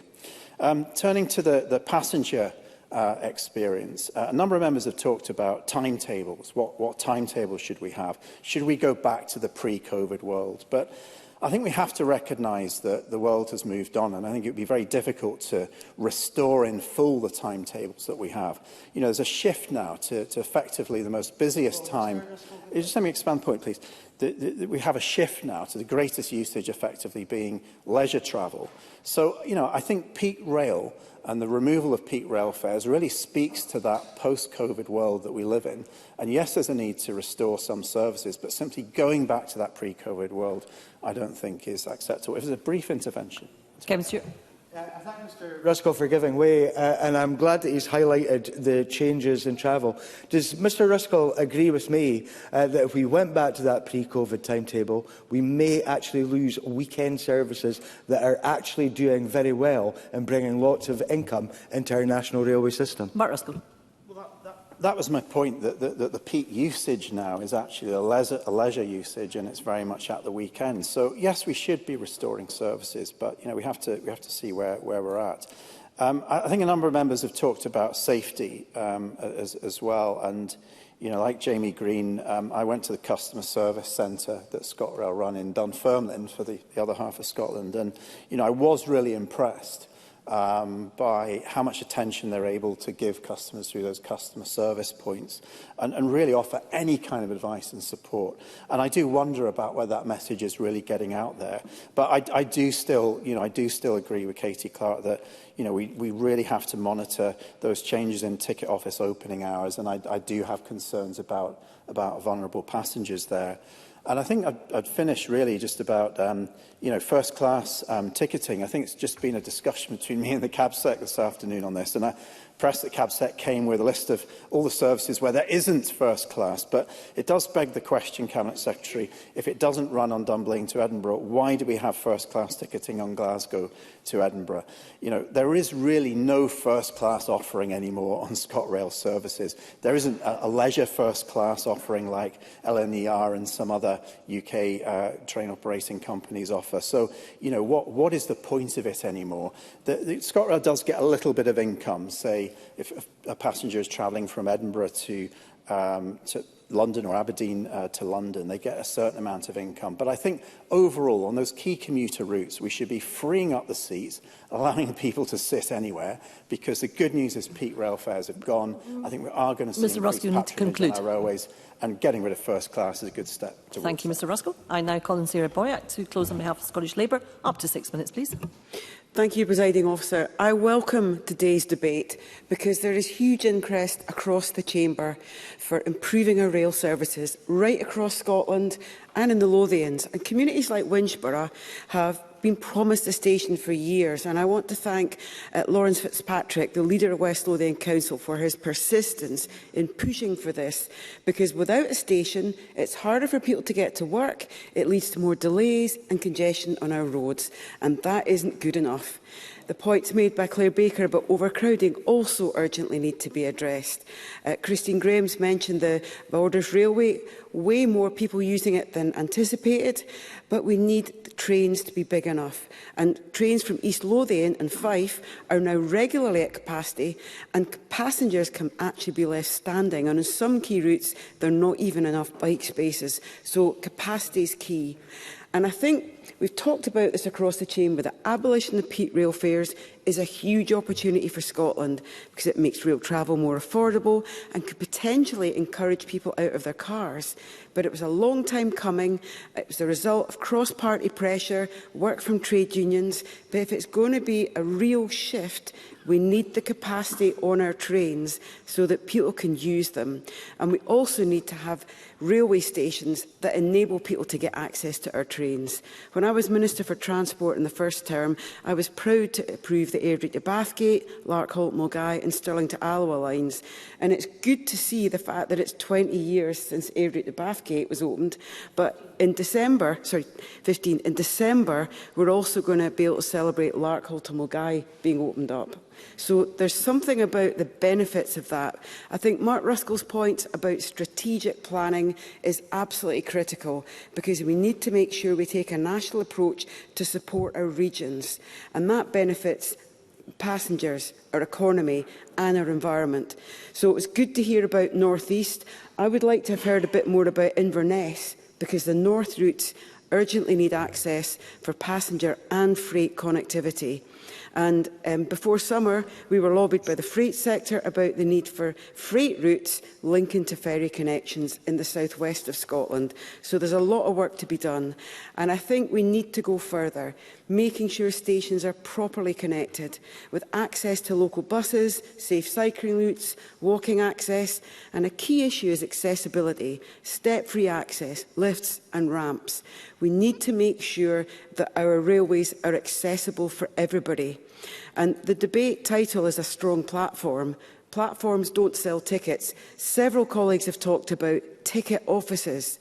And we need to make sure that, although many of us use the ScotRail app, we need to make sure that people, for example, Audit Scotland has highlighted that around 1 in 10 people don't have internet access, and around 1 in 6 people lack foundational digital skills. So if you're going to get a sustained level of modal shift, we need to make sure accessibility is built in. I look at Waverley Station, where they relocated their ticket office this summer, making it less accessible for a lot of passengers who need to access tickets in person, and they also need in-person assistance. So in her summing up, I'd like to hear from the Cabinet Secretary about the companion travel scheme, because I've been working with Sight Scotland and RNIB Scotland, because they are pushing for making sure that passengers get the support they need when they need it, so that everybody can travel on our trains. We also need to make sure that passengers and railway staff are safe. I thought the points that Katie Clark and Richard Leonard made were very powerful about women passengers, and it's shocking 70% of RMT ScotRail members had experienced violence at work in the past year. 80% of those staff were lone workers. So again, I hope the Cabinet Secretary will outline what action can be taken to make people safe on our trains. We need to make sure that we build a railway that people feel is safe, that it's accessible, that it's worth the fare that they pay, and it deliberately links in our economy and our climate ambitions. It needs to be fit for purpose, needs to be resilient from extreme weather. Passengers deserve better. I want to focus just briefly that UK rail reforms are going to be a massive benefit, and there are explicitly no plans to diminish the powers that Scottish ministers have. We need the joint working that's been talked about between the UK and the Scottish Government. Particularly in Scotland, we need more trains, because we've now got 250 less trains running every day than pre-pandemic levels. We need more trains, accessible trains, affordable trains that everybody can access across the country. If we do that, we build passenger confidence, we build our economy and we support our environment. Let's work together to get that done. Thank you. Thank you, Ms Boyack. I now call in Finlay Carson to close on behalf of the Scottish Conservatives. Up to 7 minutes, please. Thank you, Presiding Officer. Today's debate is timely and an important opportunity to reflect on the progress, satisfactory or otherwise, made across Scotland's railways. And when we reflect on the contributions made this afternoon, it's clear that there is cross-party consensus that we all want a railway that delivers value for money and puts passengers first. Jamie Green firstly reinforced the Scottish Conservatives' point that we need the private sector to ensure a reliable, efficient service in modern, comfortable surroundings without requiring passengers to take out a second mortgage for a ticket. Now, if we can do that, we're halfway to winning back public confidence, and that's key to encouraging modal shift. Sue Webber and others spoke of the recent removal of peak rail fares, a welcome step, and we in these benches are pleased to see the Scottish Government respond to calls from across the chamber to scrap the two-tier system, a welcome U-turn on their premature decision to end the first trial. Across the chamber, we accept the journey ahead won't be easy. Much of Scotland's rail infrastructure dates back to the 19th century, and that presents real challenges. And if we're serious about modernisation, then both the Scottish and UK governments must work together to unlock private investment and commit to long-term upgrades. We heard Douglas Lumsden likes a bit of nostalgia. Douglas loves nostalgia so much he's still emotionally stuck in 1983, back when Aberdeen beat Real Madrid, and perms were peak fashion. But that nostalgia doesn't cover the 50-year-old intercity train still serving in Nigeria and in Scotland. He highlighted the Central Belt bias towards new rolling stock. Well, if he thinks it's bad in the North East, he should pay a visit to Stranraer, where the first train of the morning is referred to as the Polar Express because of the lack of heating. Presiding Officer, I'm not going to spend any more time summing up other members' contribution because, without exception, well, apart from the Cabinet Secretary, the calls from across the chamber are for more to be done and quicker. My colleague Sue Webber, a long-time campaigner for Winchborough Railway Station, called for new developments and they should be aligned with areas of population growth. But we must be cautious. Expansion must not come at the expense of rural and remote communities. Scotland's railways must serve all of Scotland, not just the Central Belt. So I want to take my time to shine a spotlight on the South West, particularly Stranraer and the strategically vital port at Cairnryan. Like the region's road network, this area has been neglected for far too long. Back in 2012, Keith Brown, the then Transport Minister, and First Minister Alex Salmond set up the Stranraer Task Force.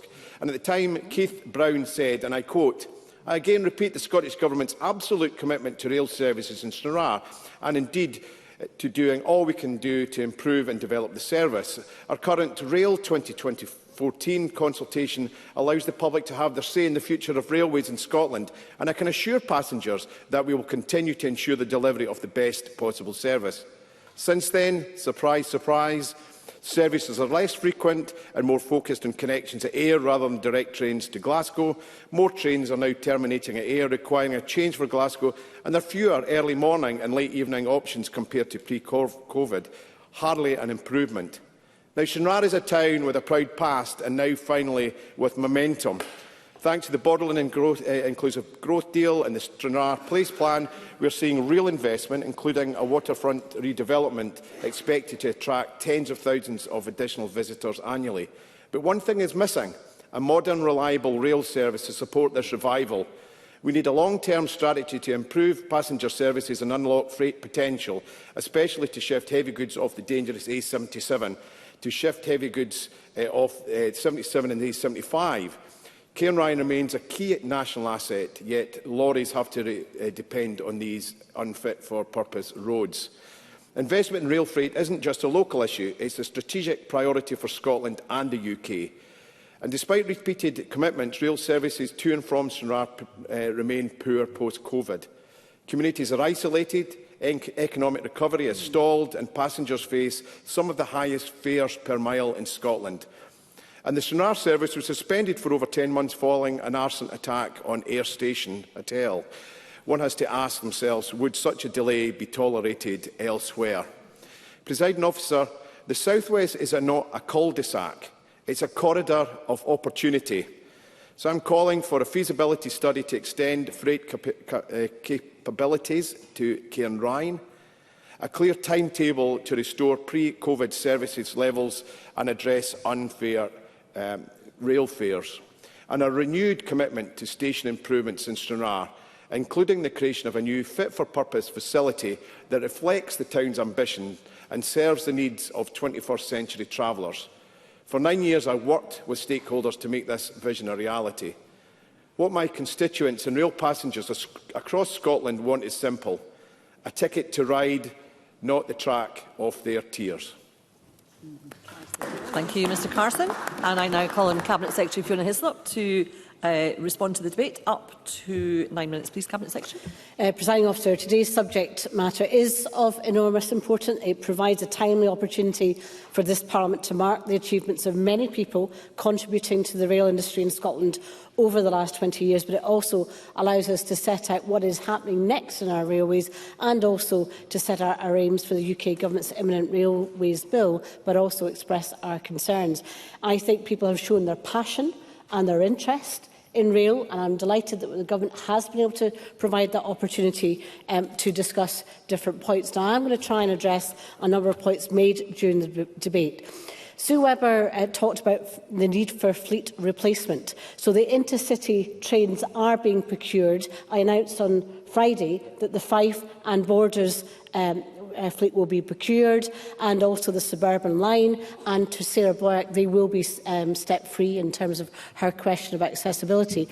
Sue Webber also raised concerns about boom and bust in terms of rail investment. That's a criticism of the UK as a whole from the rail industry. What they say in Scotland is we've managed to have that steady investment that allows planning and to keep project teams together and to keep supply chains as well. Claire Baker raised the issue about the Fife Circle, and we had an exchange recently, and I think her point about measurement of short forming is a reasonable one, but again, hopefully, and she did welcome the investment for the stage of electrification and the battery electric fleet for that line. She and also others, including Katie Clark, raised issues around women's safety, which I and indeed my predecessors have taken very seriously. The travel safe teams have been expanded. The issues around ticket offices, the concern is actually about visibility of staff. There are more staff visible now on our railways than before. And one of the issues that I raised was about access and visibility from ticket offices to platforms, and only 97% of those that were being impacted actually did have visibility. But the points raised by a number of people about CCTV, etc., needs to be communicated a bit further as well. I am concerned about the issues around British Transport Police, so if there's anything she can do with DFT's UK's department's cuts on that, I think that needs to be raised. But we're also working with our justice colleagues to look at other powers that might be available that might help some of the prosecutions, which I think people are keen to see, although the cases that are reported are being prosecuted.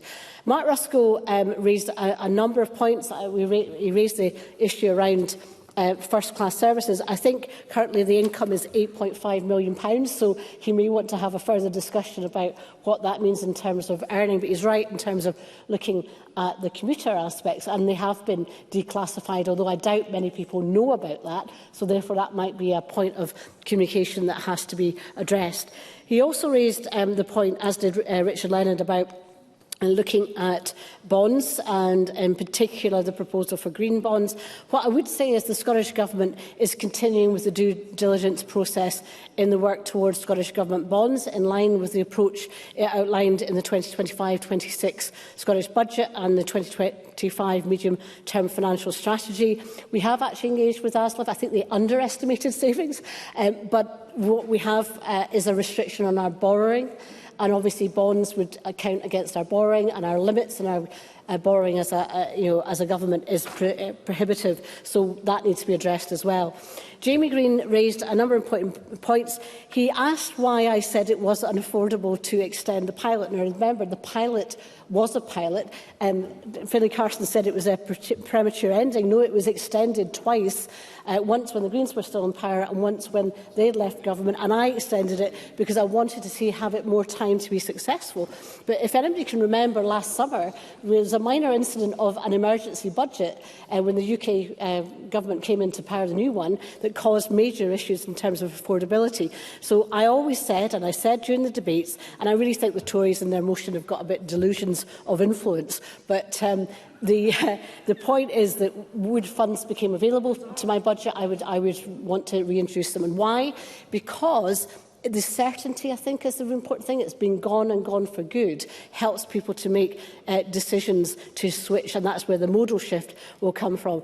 He raises an important point about decarbonised transport generally, and that in terms of our climate change preparations, we'll be setting out a number of areas in transport. We're already securing different aspects in relation to HGV reductions and what we can do in that territory. So the more will come in relation to that issue. Others have raised issues. Douglas Lumsden raised, as others did, about different stations. I can say for Cove and Newton Hill, Nestrans, and I would refer him to decisions that were made by Nestrans. There have been discussions between my officials and the Nestrans board, but the strategic business case is the next stage, and that's with the Nestrans board. Similarly, in terms of the passion we heard from others, Christine Graham, again, I want to pay tribute to her and her role in supporting the Borders Railway, and I look forward to joining her and indeed Borders Council tonight as we celebrate and the marking of the 2 years since the official opening of the Borders Railway. Emma Roddick talked about the Highlands, and I think she and also Finlay Carson made an important aspect. It's not always about population growth, which is mentioned in the Conservative motion, but actually identifying what can be done in other parts of Scotland. And indeed, I was on the Allness line recently in the far north, looking at the maintenance improvements there. That also leads me to the point by Richard Leonard. Oh no, after that miserable contribution, there's no way am I taking an intervention from Mr Gulhane. However, Richard Leonard, I would say he needs to address the issues around the budget. And I have had exchanges with him, and indeed we have sat down with the RMT, because we've had a 34.9% increase in our rail infrastructure improvement rolling stock projects budget this year compared to last. The network infrastructure was down, but there was an issue around the IFRS capital cover for leasing stock. That will also impact on the UK government when they're trying to integrate rail and track and train, and also have public ownership. So that is an accounting issue, and in effect the rail capital budget did increase by £63.8 million. No, I want to make progress. So in terms of other areas, Kevin Stewart talked about the North East and the rail campaign there. He was right to do that, but everybody has demands. We want to continue to improve where we can. And in terms of other aspects of this, I want to come and bring my remarks to a conclusion. Yes, people always want to see improvement. In fact, Graham Simpson at least mentioned and recognised that we have got growing public satisfaction. We have got one of the best performance records compared to the rest of the UK, but there's more to be done. I also want to address the very important point that was made in relation to the campaign by Sight Scotland for companions. We've got the pilot that's happening just now. That's a very important part of what we're trying to do to ensure that blind companions can help support those that have needs in that area. I would encourage people to publicise that as well. In terms of where we go from here, we need investment, yes. We need to ensure that people understand that railways and transport investment is not just about services that provide a contractual arrangement from going from A to B. They are about communities, they are about resilience, they are about the economy. I would say in relation to freight that was referred to, we have reintroduced the rail freight grant because we've been able to do that this year. And no, I'm sorry, I really need to bring my remarks to a close. So we have ambitions for this railway. We have had the success of bringing together track and train in Scotland, but I have got remaining concerns about the rail reform bill, because however much I appreciate, and I have meetings and will continue to meet with Lord Hendy, he has provided assurances he doesn't want to see that diminution, but until we see the legislation, that UK vertical integration has a real quandary and a real conundrum as to how it might apply to Scotland. So that's why I think it's a very important message that we can bring collectively, that we value our devolved responsibilities. And in supporting this motion today, it can meet both the challenge challenge and indeed prior to the introduction of the UK Government's Railways Bill send a strong signal, wholly in keeping with the efforts over the last 20 years, that Scotland's Railway is one that we are hugely proud of, and it should be afforded the power it needs to secure the best outcomes possible for the people and businesses of Scotland, and the improvements and the extension of services that the people of Scotland want, need and deserve. Thank you. That concludes the debate on 20 years of Scotland's Railway, providing a strong platform for the future. It's now time to move on to the next item of business, which is consideration of Business Motion 18786 in the name of Jamie Hepburn on behalf of the Parliamentary Bureau on changes to the business programme. And I call on Jamie Hepburn to move the motion. Move, Presiding Officer. Thank you, Minister. And I call Douglas Lumsden. Thank you, Presiding Officer. As a Parliament, we have standing orders in place to support good governance. Therefore, the Scottish Conservatives intend to oppose this revision to the business programme, as it suspends the standing orders to subvert normal process, which I will expand on in tomorrow's LCM debate when this motion today inevitably passes. Thank you. Thank you. And I call on Jamie Hepburn to respond on behalf of the Parliamentary Bureau. Thank you very much, President Officer. I think it's important that we place this amendment to business in its proper context. The report stage for the bill that the LCM relates to is in the House of Commons tomorrow. This LCM therefore requires expedited consideration by Parliament because the amendment that triggers the requirement for legislative consent has been tabled at this late stage in the bill's passage, and the UK Government is seeking assurances that the Scottish Parliament is granting its consent and will be secured before amending stages are complete. And the amendment is an important one because it helps to further our collective ambition to tackle climate change and facilitate the uptake of zero-emission buses. Given the bill is about to reach the last amending stage, I think it would be desirable for Parliament to consider whether its views can still influence the final form of the bill, and the only way to achieve this is to suspend standing orders so that the LCM can be taken in the Chamber without committee consideration. I can say, though, the committee's views were sought, and given the time constraints, its views were that varying standing orders to allow the LCM to be taken directly in the Chamber would be the best option. And if Parliament does not get the opportunity to debate the motion on legislative consent tomorrow, there is of course the risk that the bill as amended proceeds to royal assent without this Parliament having had the opportunity to consider the matter and grant its consent. I think that's something I would imagine all parliamentarians, Mr Lumsden included, would want to avoid.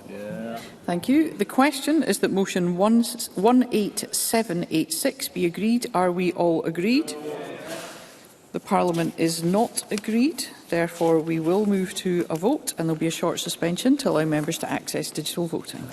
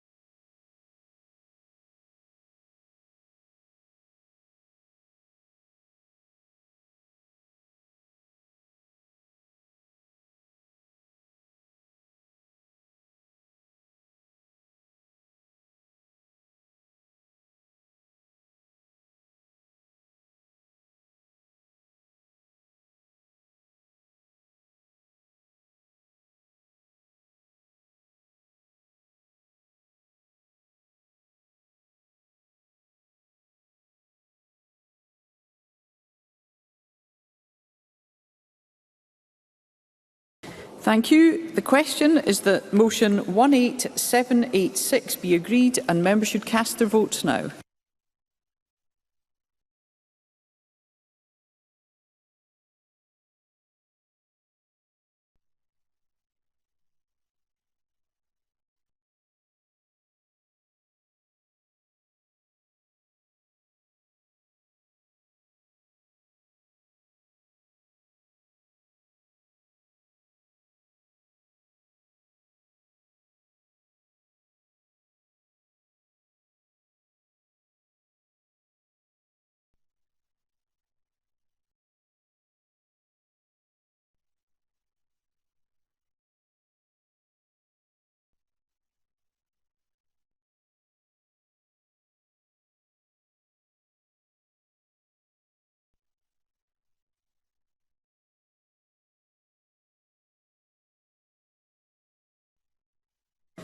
The vote is closed.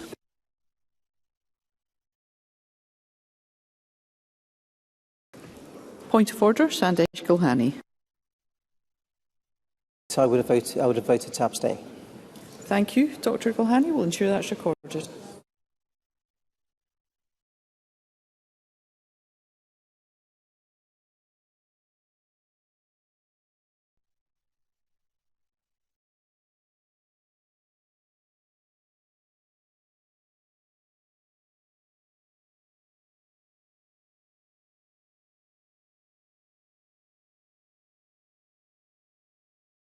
The result of the vote on motion 18786 in the name of Jamie Hepburn is yes 87.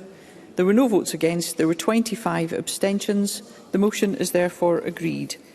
The next item of business is consideration of business motion 18787 in the name of Jamie Hepburn on behalf of the Parliamentary Bureau on consideration of an SSI. Any member who wishes to speak to the motion should press their request to speak button now. And I call on Jamie Hepburn to move the motion. Move, Presiding Officer. Thank you, Minister. No member has asked to speak to the motion. Therefore, the question is that motion 18787 be agreed. Are we all agreed? Yes. The motion is therefore agreed. There are 3 questions to be put as a result of today's business. Can I remind members that if the amendment in the name of Sue Webber is agreed to, the amendment in the name of Claire Baker will fall.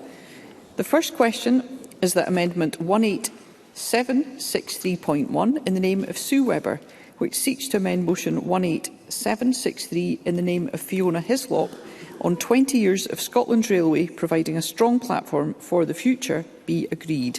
Are we all agreed? The Parliament is not agreed, and members should cast their votes now.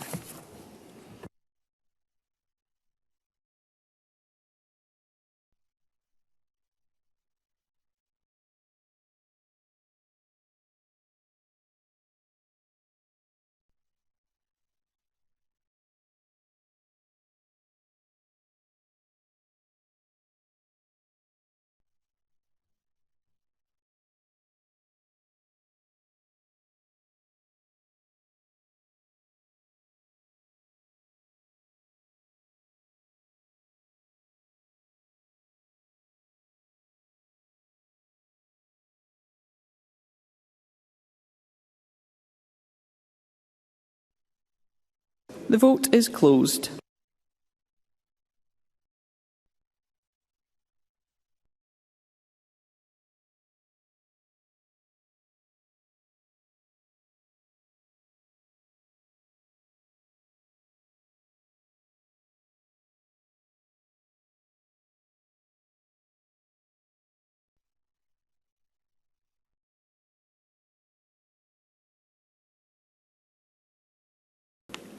The result of the vote on amendment number 18763.1 in the name of Sue Webber is yes 32, no 80. There was 1 abstention. The amendment is therefore not agreed. The next question is that amendment 18763.3 in the name of Claire Baker, which seeks to amend motion 18763 in the name of Fiona Hislop on 20 years of Scotland's railway providing a strong platform for the future, be agreed. Are we all agreed? The Parliament is not agreed, therefore we'll move to a vote and members should cast their votes now.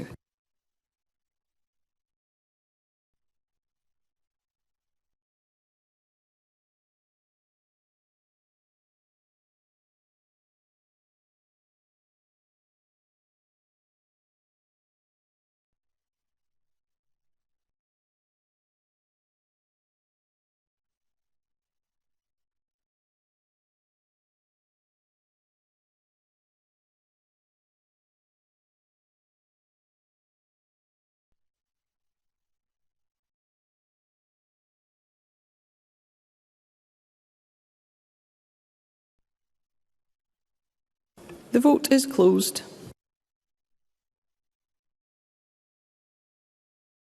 I call Jeremy Balfour for a point of order.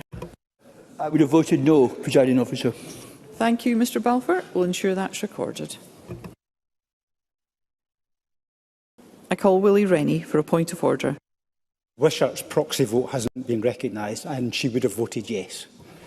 Thank you, Mr Rennie. I'll ensure that that has been recorded.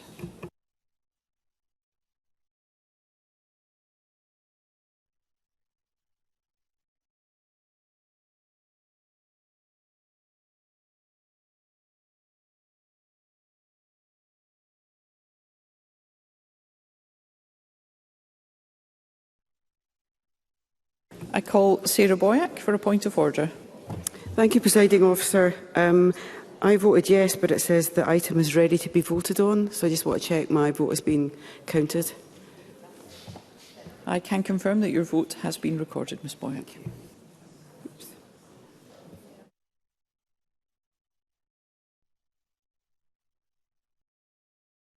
The result of the vote on amendment number 18763.3 in the name of Claire Baker is yes 23, no 89. There were no abstentions. The amendment is therefore not agreed.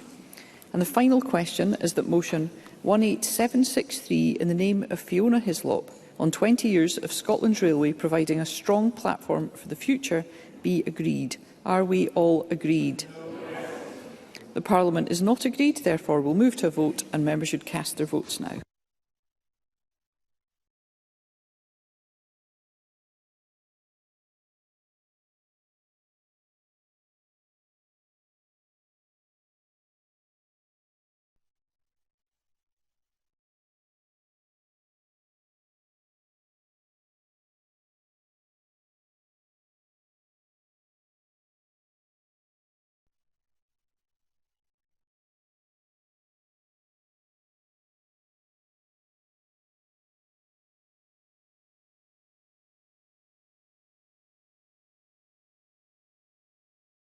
The vote is closed.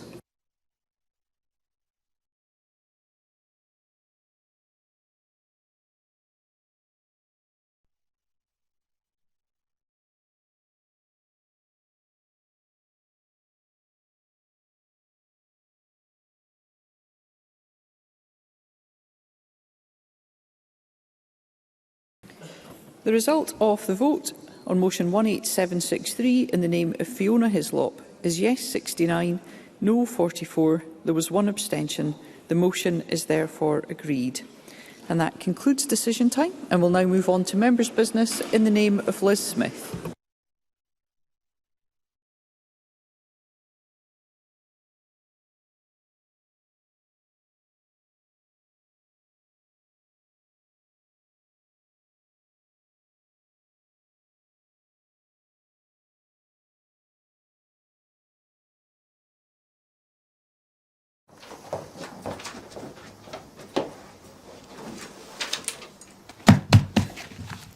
Hello and welcome to Broadcasting Scotland. My name is Lewis McGlynn.